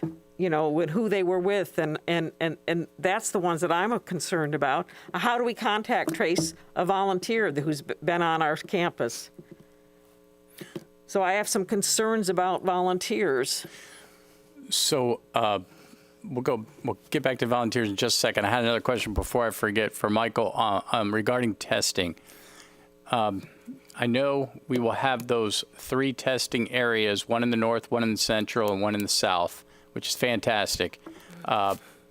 What are the chances or what needs to happen since we have a nurse in every school, Michael, how do we allow for them to do a quick, rapid test right there at school so that maybe we could keep our, employees in the school if we can find out very quickly that they're negative and so forth, without going to one of the 3 areas, they could just do it right there at the school site. So I'm assuming the scenario you're describing would be if an individual who's not a contact to a case, they're just sick and you want to get them tested. Am I correct? That's right. Okay. So if someone just comes down with symptoms and you want to know if they have COVID, then it wouldn't be that big of a deal for us to coordinate to provide some tests to the district. We need to figure out how many you would need. We could make that request, and the training's pretty straightforward and fairly simple. We could have that conversation offline, or I could talk with Jody about it, see about setting it up. We just need to have a ballpark idea about how many tests we would need. Okay. And then back to the volunteer questions. So Patrick, I guess one question that I would have then is, for employees, I know it's different. We have to look at employees differently as far as requiring them to be tested or anything like that. What about volunteers? Can't we require anything at the front desk that would allow us to be safe in that sense? Anywhere from taking a temperature, kind of like when you go to a restaurant, they take your temperature. You know what I mean? Sure. So what can we do as far as volunteers are concerned, and what can't we do? So Senate Bill 2006 became law on 7/1 of this year. It was passed this most recent legislative session. It applies to educational institutes, and it prohibits us from requiring documentation from students and residents, which I think would be inclusive of teachers, volunteers, visitors, all of that, for 2 circumstances. COVID vaccination documentation or post-infection recovery documentation, which I read that to mean a negative test after you've either been symptomatic or positive. I don't think that this legislation restricts us from seeking pre-infection documentation, such as a temperature check or negative test or something like that. We just can't do the things that are specifically prohibited by the new statute. Yeah. So I would. In other words, I think we could seek that type of documentation from visitors and people coming on campus who have not previously been positive. Okay. And I would think that, and I don't want to speak for parents, but I would think that, if you knew your child was going to have a volunteer come in and help you with something like reading, that's one thing, and you kind of know ahead of time that this person is coming. But what about the other students who might be around this volunteer, that parents do not know this volunteer is going to be around them necessarily, not helping them, but just around them, versus parent knows that teachers and employees are obviously going to be at the school. And so I would just I agree somewhat with Ms. Brown in that, if there's anything we can do to be careful about that. I would hate to have little Johnny, who wasn't even meeting with the volunteer, come down with COVID, for instance, because we find out that this volunteer did, and they were around 10 different students that they really weren't helping, but maybe they were there at lunchtime at the same table or something of that nature. Sure. So certainly students have a right and an obligation to attend school, and we need teachers and administrators to teach them and oversee the school. But beyond that, there's an assortment of people who are not required to be there, and I think we can be, for number one, the gatekeeper of those people who we let on our campuses beyond teachers and students. And to the extent that we permit it, I think we can enact reasonable rules for those people to make sure that our kids and our employees are safe. Okay. We have to look at reasonable rules, but I'm also thinking about that desk when visitors come in the morning. you know, and I look at her versus, you know, the stewardesses on the plane. So if we've got a visitor that comes in that, you know, or a volunteer that wants to come in and is insisting that they get to walk their kid to school, into the classroom, and, you know, I have concerns about setting these requirements and actually enforcing them. You know, I would hope that people at school would act like grown-ups, but not all grown-ups act accordingly. So I think anything that we set up has to be something that, you know, they can manage. And so we can say, all right, we want a negative test, but I think even having to prove that every time gets to be a problem. So you might say, well, all right, a negative test, not a negative test, but if you got your vaccine, or you wear a mask. So we can't mandate a mask, but we can say, give me a negative test or wear a mask if you don't want to give me your negative test. And so, I mean, that's not a mask mandate, but it's a mask instead of a negative test, which might make it easier at that front desk. Yeah. And we were thinking more on the front desk along the lines of that, you know, that checklist. Remember, you know, you come in, you say, and they give you, they ask you those questions. Have you been sick? Do you feel sick? You know, take your temperature, bam, you're done. Okay, you can go in and be around students. I wonder if it's as simple as that versus trying to dig into their, you know, We'll further have into them their- fill it out, but again, as simple as that, Right. when you're there at that desk in the morning, Right. or at that desk at the end of the day when they're wanting to get the kid out 15 minutes, there's a lot of people at that desk. So we have to think about that a little bit more too. And I know Tom's had his buzzer, his light lit. So I'm just before, because I think we're going in a bunch of different directions here. Michael, while I have you on the phone, about 6 weeks ago, I was very comfortable looking at next year being optional. The numbers are, you know, the cases were declining, the numbers were going down, everyone was excited, didn't have to wear a mask. So in 6 weeks, it's changed a lot. But when I look back at Sarasota last year, over the last 18 months, we had surges that lasted for about a month, maybe 6 weeks, and they calmed down. And then in a bigger picture, I looked at the country had hot spots all across the country where they would burn bright red for about 4 to 6 weeks and then drop back down. So right now, I even look at the vaccination rate at Sarasota County. The last I heard, we were at 68% vaccinated in Sarasota County. Maybe we're up to 69 or 70%, but the bulk of our vaccinations are in senior citizen category, which means that a lot of our students are vulnerable, and particularly those under 12 can't be vaccinated. But my bigger question is, if we're in a peak surge right now, using your best guess, how long is a surge? How long does that last where we're burning bright red? I fully appreciate the question, but you know, you can't speculate. It's hard to know where we are. There's no indication that we've peaked yet. That doesn't mean it couldn't happen tomorrow or happen a week from now. So it's very, very difficult to say we're going to continue over the next so many weeks. We do know that this variant is a little bit different.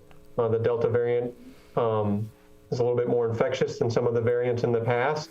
So we may be looking at a longer, kind of surge here. It's very hard to tell, and I can't speculate or guess where we are or how long it'll take us to get through this. Okay, and I appreciate that answer, because I would hate if you said it will be over tomorrow, because I think I'd have a hard time believing you. But I guess if we're, again, intellectualizing this, 30 positive cases a day over the last 7 days, and we're not in school yet. So when school opens, what does 30 cases a day look like? Does it become 50? Does it become 90? I don't know, but that's a question. So that, but I also want to say that if I'm looking at restrictions or conversations about volunteers or whatever, I don't know that we have to be talking about, open-ended. I think that if we were talking about something that I'd like to keep these restrictions or keep what we were doing last year was successful, because we had how many cases of positive last year, Dr. Asplin? 1,000 something? 1,814 students. Okay, so out of 43,000, that's a pretty good number, which if I'm relying on science and data, it's because of all of the work that we did, mandatory masks, all of those great mitigation efforts. And if we can't mandate masks, which I don't even want to go there, then can we do everything else but in increments and say, we'd like to keep the same practices in place until the end of September, and then reevaluate, and just kind of, and particularly for our kids that don't even have the option of being vaccinated. So I'm throwing that out there.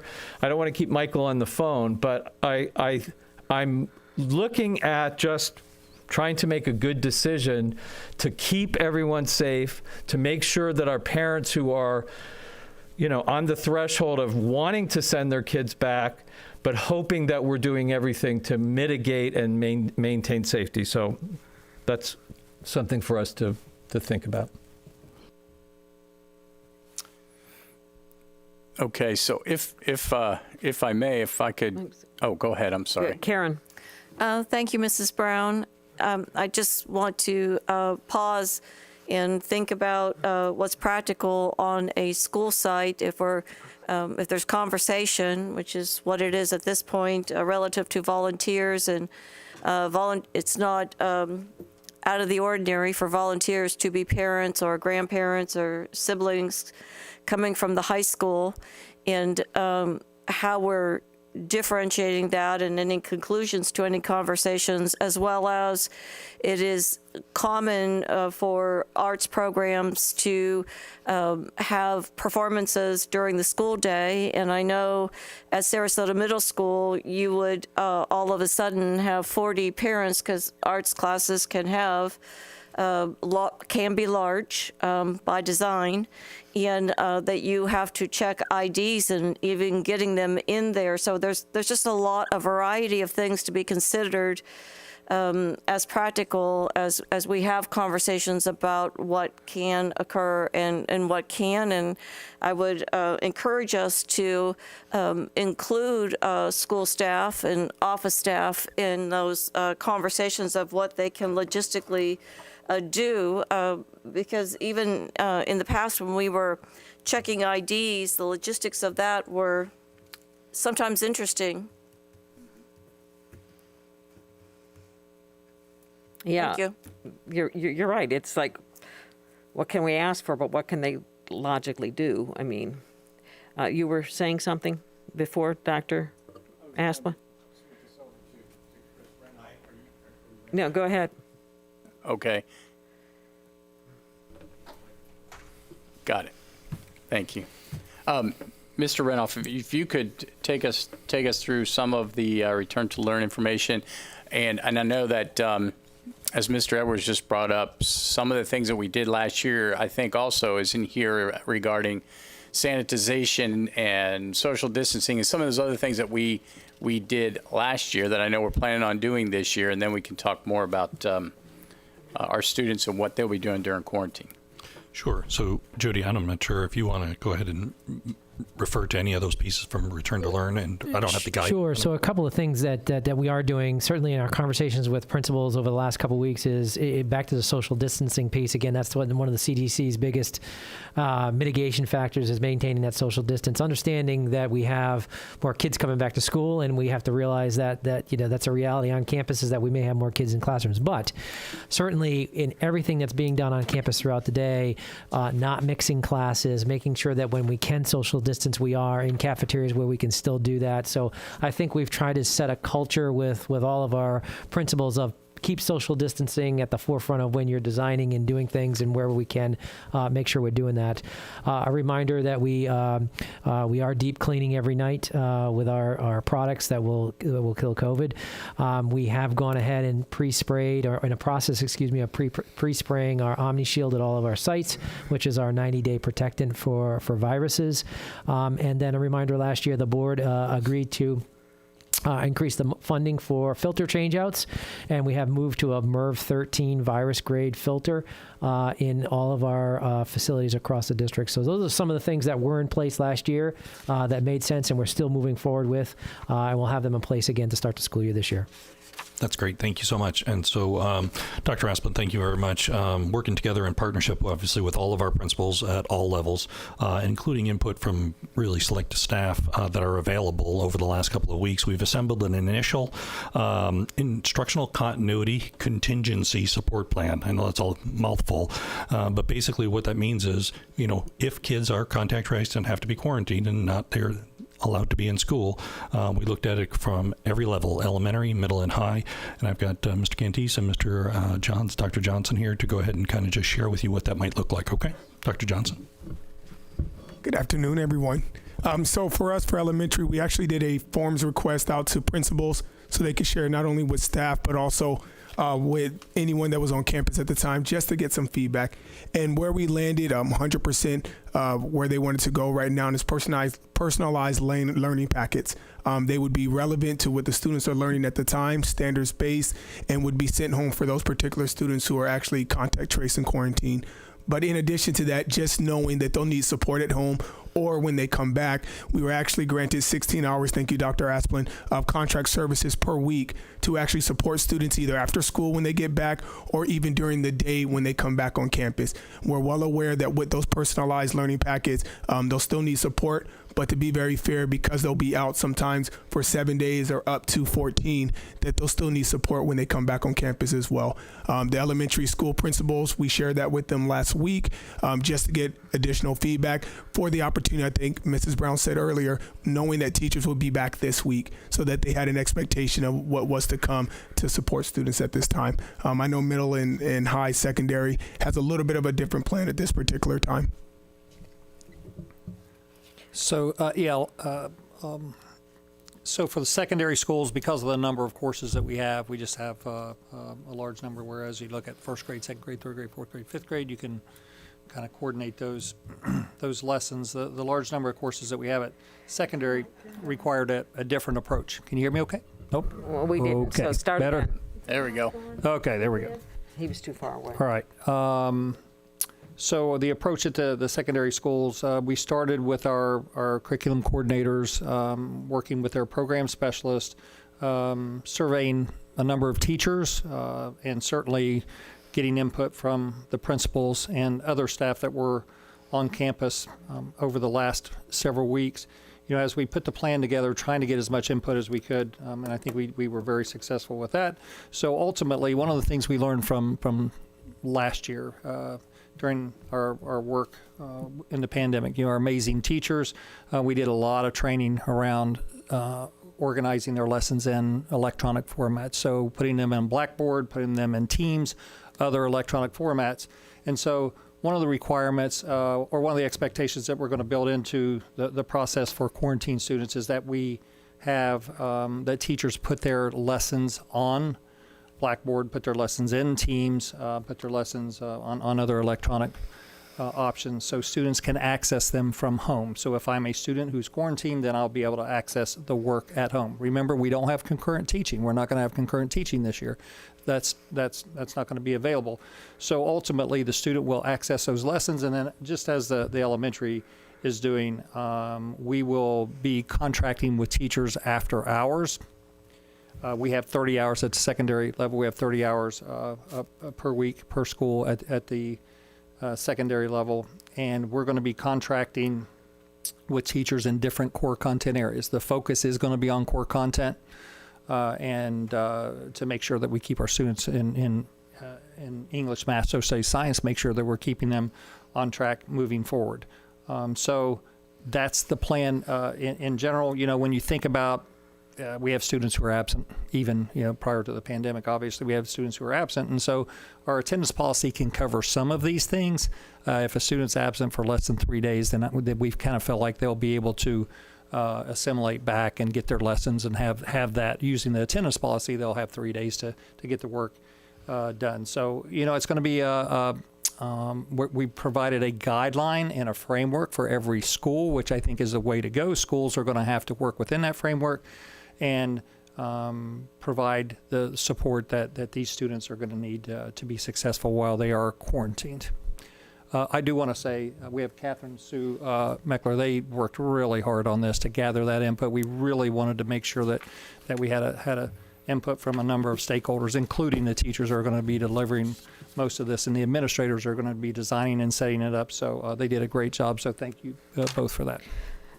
Is there anything that we can do to accommodate the parents or the teachers that say, I'm either the teacher is high risk or they have a high risk person in there? Because even being vaccinated now isn't enough to protect a teacher. There's some protection, but not 100% anymore, only 93%. So is there anything that, these parents can do? I mean, the teachers can do it, or the parent that has a child, that has a heart condition that is concerned? I mean, can we ask the teachers to make accommodations? Can the teachers ask the class to make accommodations and wear the mask? Or do they just sit them up, farther? I mean, I would hope that we could use common sense and make accommodations as we're available. I mean, and I believe it's, like Tom said, it's the next month or two, and I think we will be past this. Yeah. So, and again, I'm going to allow Jody to go ahead and just chime in, because we actually were just discussing this morning. Again, I think you need to handle case by case on an individualized basis. We really, really do. No two students or their situations or family situations are identical, for sure. So, again, kudos to our teachers and our administrators. They really, and the support staff at the schools, they really, really, really look at each individual student's case. Our teachers in the classroom, I mean, it's a plethora of different options and variables that are in there. And again, we just want to make sure that we're maximizing and optimizing teaching and learning for all kids who are present. And so that means if we need to go ahead and personalize approaches a little bit, based on the needs of an individual student, I think that we need to have that conversation for sure. I think at the very least, if there's a student that's at risk, that you have a teacher that's vaccinated. And I know it's hard to prove it, but I mean, I would think the teachers would work with us on those issues. Go ahead, Jody. I just kind of want to reiterate what Chris had said is, I think that we have wonderful teachers and we have wonderful administrators at every one of our sites, and they make great decisions to help accommodate kids on a daily basis, whether it's COVID or not COVID, right, to make the educational experience the best it possibly can be for everybody. So I think if we allow some of that flexibility, they certainly will do that and are able to make those accommodations. And then if there's a case that falls out of something that they can do, I know that they'll have conversations with their executive directors, and as a team, we'll sit down and provide some guidance. So absolutely, I think we want to work with everybody, knowing that COVID is a challenge again this year, and what can we do for every student to make that educational experience as normal as it possibly can be given the circumstances, would be my answer to that. Jane. Well, I hope that your optimism is going to prove to be true. I'm not at all sure at this particular point in time, but I just want to say something to Dr. Johnson, because whether you all know this or not, he's just recently received this distinction as Dr. Johnson. Ooh. And it's a big deal to him. It's a big deal to me. It's from the University of Florida. And I know how many years he's been working on this and working very diligently. So I have to say, please call him Dr. Johnson from now on. But we're really proud of you, Thank you, Brandon. But what I wanted to ask you specifically was, What about bus drivers taking some of this work home? We have families that can't come to school and pick work up. How are we going to accommodate that? No, it's a great question. I know we worked through that actually last year, so we will be working with Jody. But we also, unfortunately, will have to deliver it ourselves at times. We did that last year as well. And then also, we also make accommodations for parents to come and pick up, even if it has to be an aunt or whoever the case may be, just like we did last year when we were delivering laptops as well. Are there a lot of those situations? So last year, I can speak to high school. Unfortunately, at times there were, but every single time we were able to get the information home to the families. There was not one time where we did not get something home. And speaking for elementary, honestly, I mean, there were more creative options out there than I could have ever imagined. So kudos to the folks. Brennan. Yes, so I wanted to also mention, since Dr. Johnson brought up laptops, you know, our schools do have extra laptops there. They are able to be checked out as needed. So let's say there's 10 students that need to be quarantined at an elementary school. They can check those out to the students.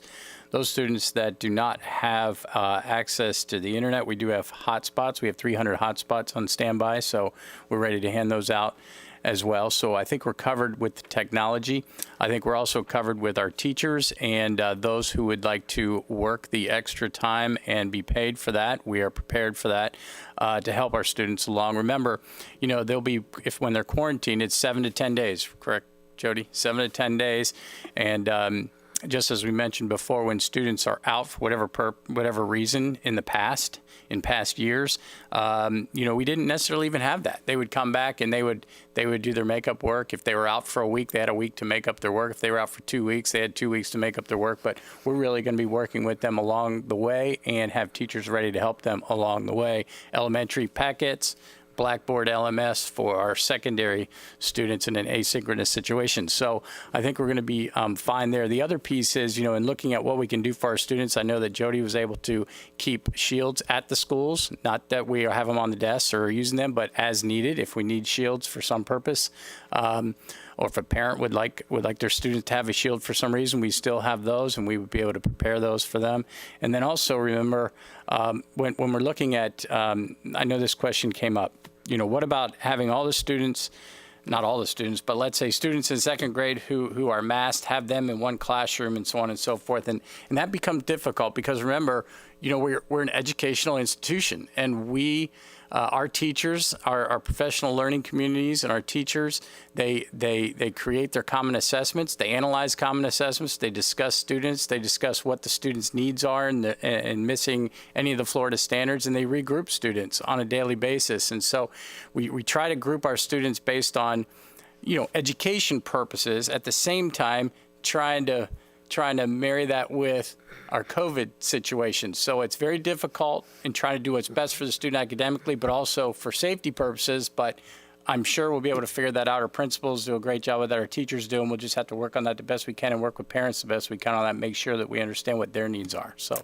well, I can understand that the parent, while we're at the top of the numbers, will say, well, I want her to mask now, but, you know, maybe in another month when those numbers drop down again, oh, I don't want the mask, but then the other one that was in the mask class doesn't.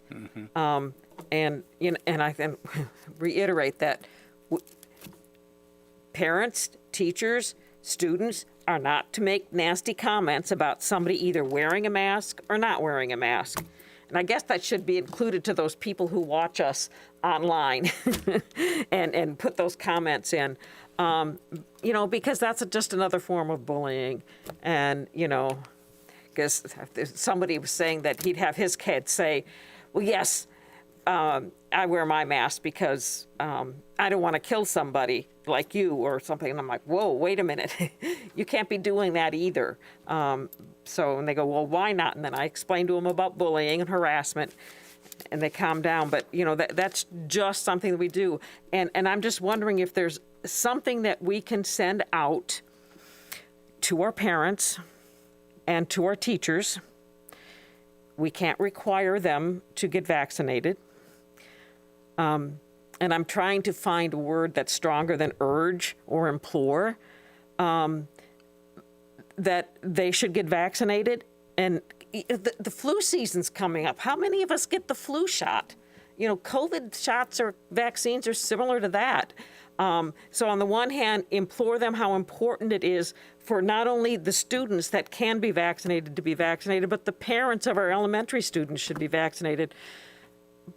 But our staff, I mean, I would be, as a parent, I would be so upset to know that my child's teacher, who they've been sitting in the classroom with for the last 6 weeks, got COVID because she wasn't vaccinated.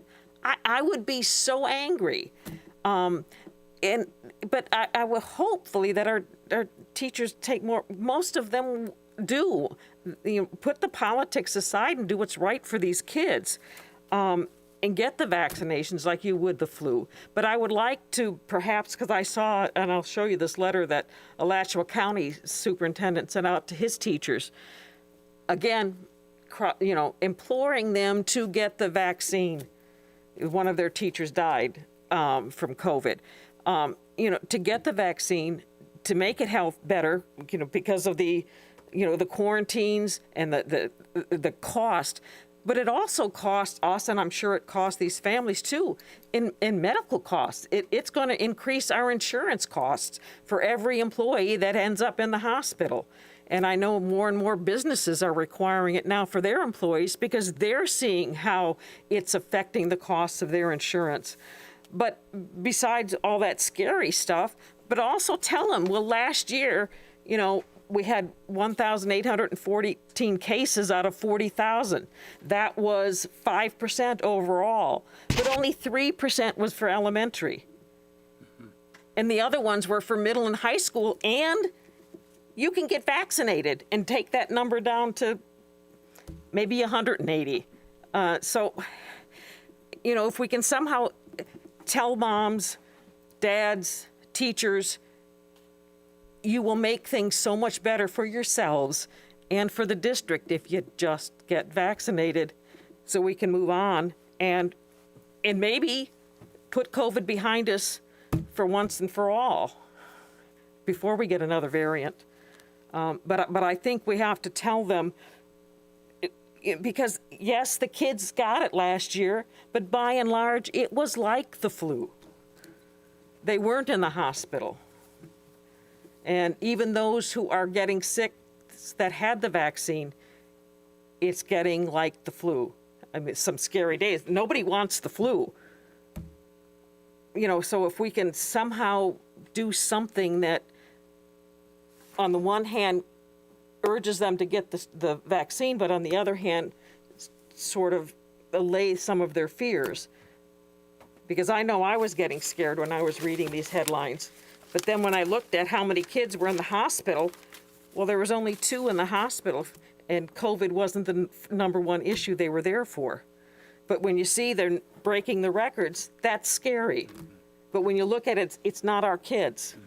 And I will be watching, and then and assure them if these numbers explode in our schools, we'll have an emergency meeting. We'll change to address it. I mean, I would hope we all agree that if these numbers go up, we'll change.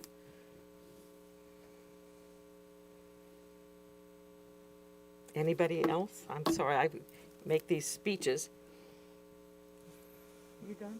I'm done. I'm waiting. The one thing I'll add to that, and maybe this will close it out, is that, you know, we are going. I do have a back to school letter for our employees, and I have one for our parents as well.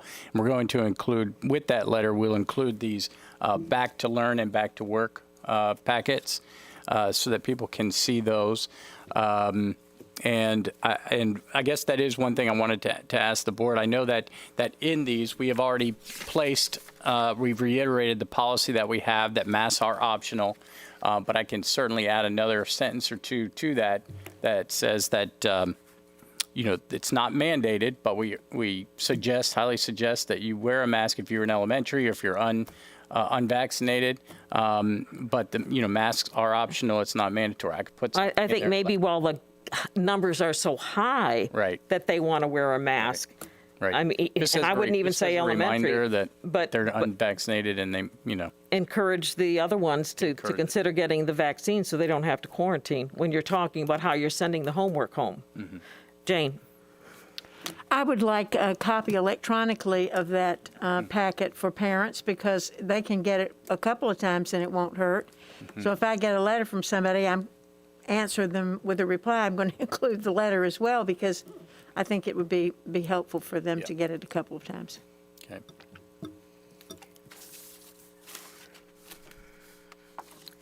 Well, we're moving right along. It's 4:10. Thank you all. And welcome back, Jody. The last thing that we have on there is the school board operating procedures. And we were going to talk about, when we can change the agenda and those things, but I would rather wait to do that when we have all of the board here. But there were some questions about how we answer letters or emails. And, I said because of the differences in perhaps opinions on these parents who were just reaching out to us, I felt that we needed to answer those ourselves. But when they're being referred to somebody, the staff will try to take care of that for us. Regarding the one thing that I saw in the procedures on the agenda that I didn't know was board members wishing to address a certain topic raised during hearing of citizens may do so at the completion of all speakers. The chair can direct or ask the superintendent to have appropriate staff to follow up with the citizen when appropriate. So that's not the place of the board member to tell staff to go, but we can look at the superintendent. So with that, especially I think with tonight, I ask the board members to perhaps give their 3 minutes when they're all done speaking. And I think tonight I would like to, because we have, I believe we will probably have a lot of parents here talking about the masks and the COVID and what we're going to do for school starting.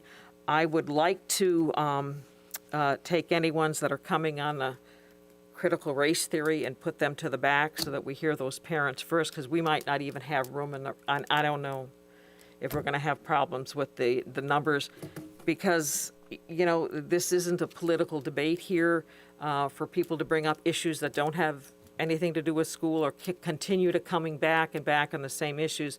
I would rather hear about people that are concerned about what's happening next week. So I want to give preference to those cards tonight, unless there's any objection. Well, I have some questions or some thoughts about this. I'd like to Go ahead. If you would give me that opportunity, Madam Chair. I think some of these are good, and I think we can go over these, but the things that are on this list are not the things that we need to discuss. The things that we need to discuss is, how many people can speak on a topic. How do we handle hearing of citizens, like you just said, Shirley? Do we have 4 topics on the agenda, as some boards do, in the normal place that we have a hearing of citizens, and then move those on general topics to the end of the meeting? They do that with the city of Sarasota, for an example. They do that way. And that gives those people who just want to, talk about whatever they want to talk about, critical race theory or who knows what, the opportunity of doing so. But also, the decorum of allowing these people to make noise, to clap, to, we need to keep order. This is our meeting. It is not their meeting. It is our meeting. And our policy states there'll be no personal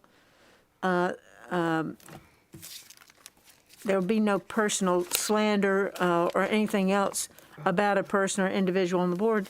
So when that happens, we need to ask that person to leave if it happens more than once. When people will not be quiet, we need to clear the board or have them leave the board chamber. I'm concerned about how many people we have in right now because of COVID, but I just have some questions and concerns about the layout of our board meeting and how we go about handling this, because it's been a problem for the last couple of 3 board meetings in particular.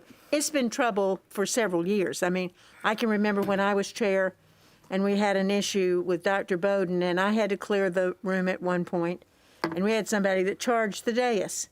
So it's not something that has never happened, but those are some issues that I think we need to add to this operating procedure, and maybe we need to expand it, Madam Chair. Maybe you'd like to start working on that, or all of us working on that, and then share our ideas and come up with an idea of handling things so that it is in writing, so that we do that. I know one board has 2 different color cards, the color card for during the board meeting and then the color card for the end of the board. That's Polk County.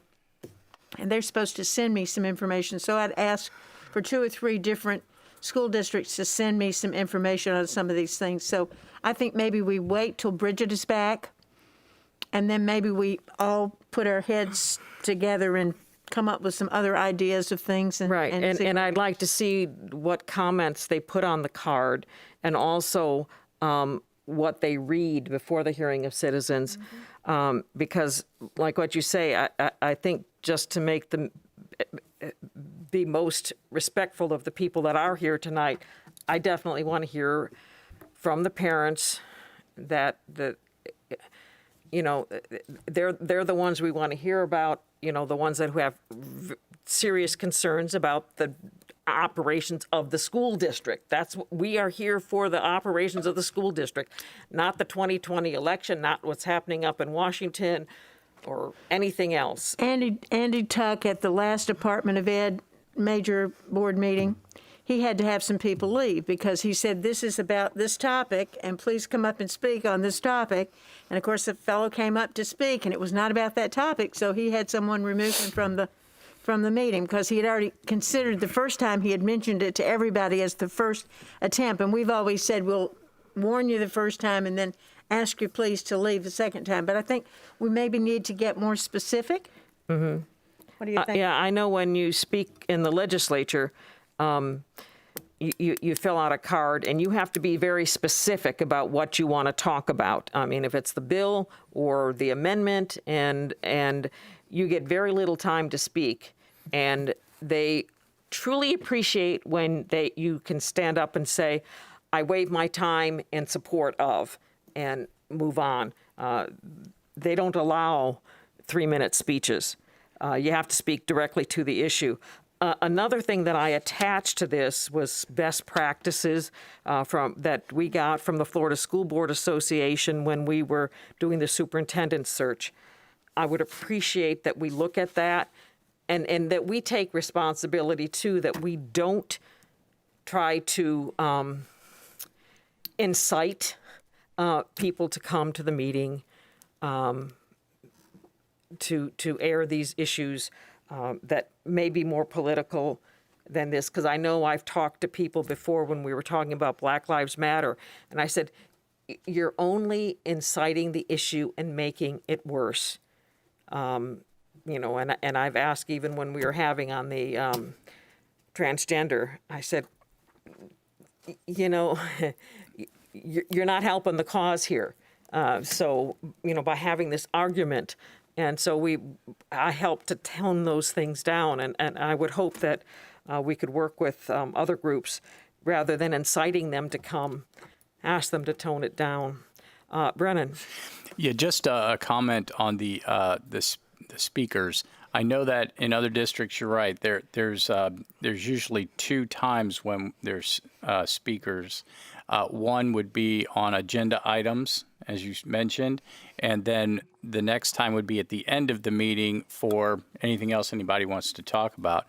And so my only question about trying to discern which cards we want to listen to at which time or not even listen to, I just want to make sure through Patrick, as far as First Amendment rights and all that kind of thing, how does that come into play with a board workshop that's a business meeting, and how does that work so that we don't break anyone's First Amendment rights? Okay, so there's a lot of First Amendment protections in this context. And when you're balancing things like decorum and the ability to address your government, I think you can strike a balance with that where you do not in any way regulate the content of the speech, meaning you can't show preference to one's opinion over another. I think you can enact reasonable rules, such as time limits, and such as basic rules of decorum, like nothing discriminatory or, profane.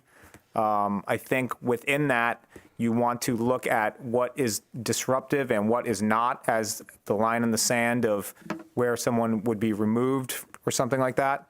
I think you could consider clapping a form of its own speech as long as it doesn't disrupt somebody else, in their message. So I think there's a lot of competing interests here. I do think we can limit comments to topic-specific items so long as we provide an alternative avenue for people to address you all, such as at the end of a meeting or a special meeting that is just an open session. And I think we ought to permit everyone to speak at least once, regardless of what time they get here, and regardless of, once per topic or once overall. I think you can have rules like that, but I don't think we should be cutting anybody off if they are, for example, late or if they have a different type of message versus one other type of message. Thank you. Tom? A couple things. I don't think we want to send a message that about what they could talk about. I like the organization of being on topic for whatever that particular meeting is, and then moving anything other than that to the back. But at the same time, I'm an advocate of public protest, and as long as it's peaceful. Where I absolutely draw the line and where I've had issues in our meetings up to this point is when people become abusive, when they're bullying, and they demonstrate behavior that we don't tolerate from our students. And they should have that decorum and understand that. So perhaps just as we hand out cards, that we would hand out our bullying practice as well, so that or our policy, so that they understand that feedback is exactly what I'm looking for. I love when I hear competing opinions, and it gives me an idea to really think about what our community wants and needs to hear. I want to hear that feedback. I don't want to discourage it in any way, regardless of what their opinion is. I just want it to be professional, and I want it to set an example for our students so that they understand their civic rights and how they can publicly protest. So having said that, lastly, before we completely adjourn, in section 5 where you have member comments, I have one thing to say at that point. Mr. Duggan? Yeah, and just to finish the thought, any time that before you vote on something, you want to permit public input on that topic. I think the public has a right to participate in the things that you vote on. So I just wanted to add that. Thank you. Tom? Are we to that point, member comments? I'm done. Oh, we're done on this issue. Okay, so now we move on to member comments. Go ahead. Okay, so in our last work session, I think, we were talking about IEP recordings, and I think, as my perception was, that all of us were on the same page. Basically, I'll speak for myself. I didn't want anything to change. I wanted to offer every tool possible to a parent. When it became contentious and it was being used for the wrong reasons, it was sort of spoken about going back to the beginning and starting over. And then somehow, I believe Shirley heard that we were going to write a policy and wanted to make it its own meeting, and I'm not in favor of that. The topic got changed right after that, and I just want to go on the record of saying that I think we were all kind of saying the same thing. We were basically on the same page, and without making it bigger and harder than it needs to be, I think we can work from where we are today and try and get Patrick to draft a policy from where we are and codify it as a policy and turn it into that without making it bigger than it needs to be. I think what we were talking about was looking at improving some procedures to help the parents understand, to to get the information to the parents. But I'm the one point I said, well, you have an agenda and you email it to a parent, but then, that isn't a secure way of getting information to a parent, because anybody could read an email. And so I think we were going to discuss it more, not so much the recording or not recording, but to discuss the procedures in a way that they were going to be improving how they were working on these meetings, and we were going to be getting some numbers on the number of meetings we were having, IEP meetings we're having, and the number of complaints. That's what we were looking at getting more of. Was that not it? I mean, we weren't looking at spending more time writing policies. That's correct. We're working on numbers right now, pulling all that information together just to give that to you as data.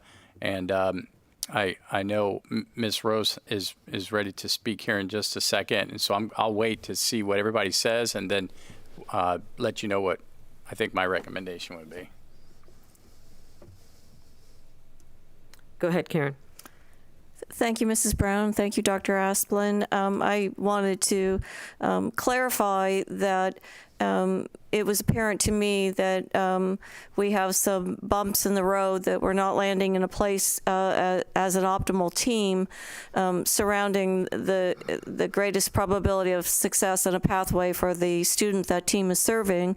And I clearly would like to peel away the layers and go from there. I'm not one that believes we can have an answer till we understand what the issues are and how we can resolve those surrounding the student and supporting each member of that individual education plan team, and with the focus on success for the student. So for me, it's clearly peel away the layers before I, as an individual, would want to move forward.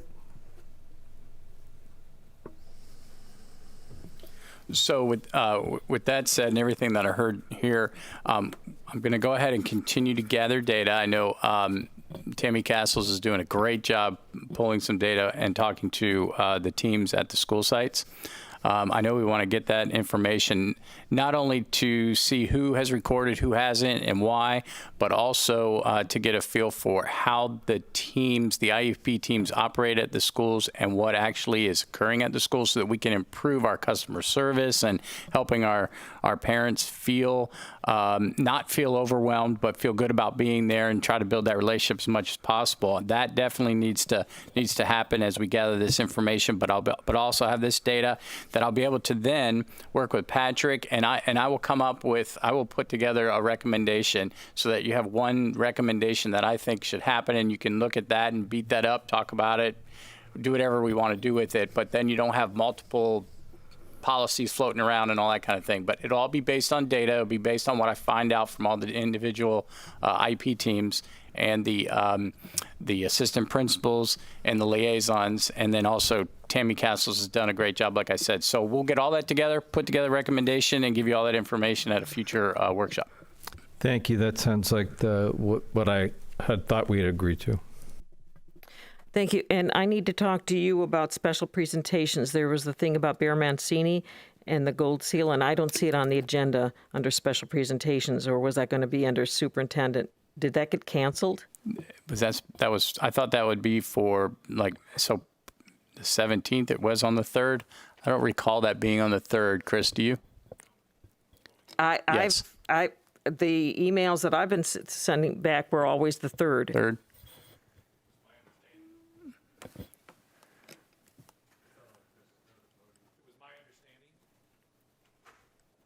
Folks were going to be reaching out because I believe that there was more than one student. I can't hear you. It was my understanding that folks, in our first conversation, the mic is on. There was 2 students. That there were more than one student, so folks were going to be reaching out to the other students, and I don't believe that they were able to solidify that those students were both able to make it, and or representatives who were going to actually present the awards were able to make it. So that was my last understanding. Okay. Have you been talking to the family? I have not. I wasn't asked to go ahead and follow up. So that's why. I don't know what to say, except I'm going to have to find out where we dropped the ball on I think that. they're coming today. They are? Okay. And I got the other name. The other boy was from Pineview, Okay. and the girl from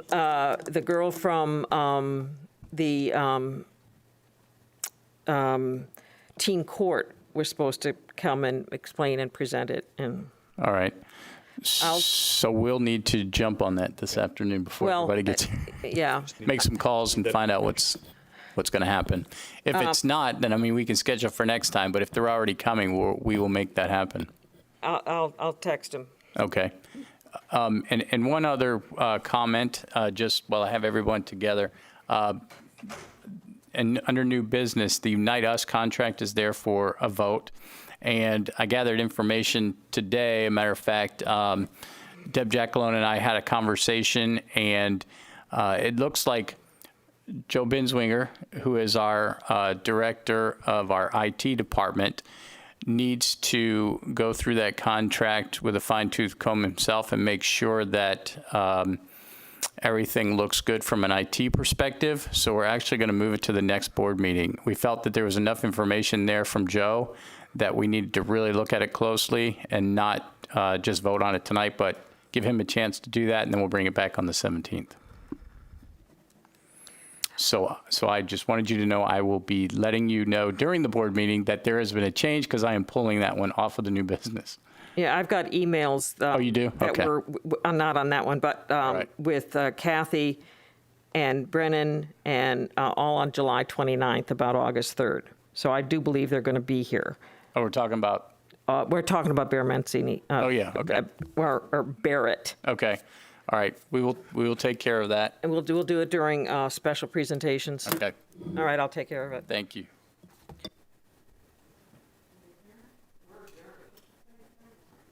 Okay, so we are going to adjourn the August 3rd workshop, and we will reconvene for the August 3rd board meeting at 6 p.m.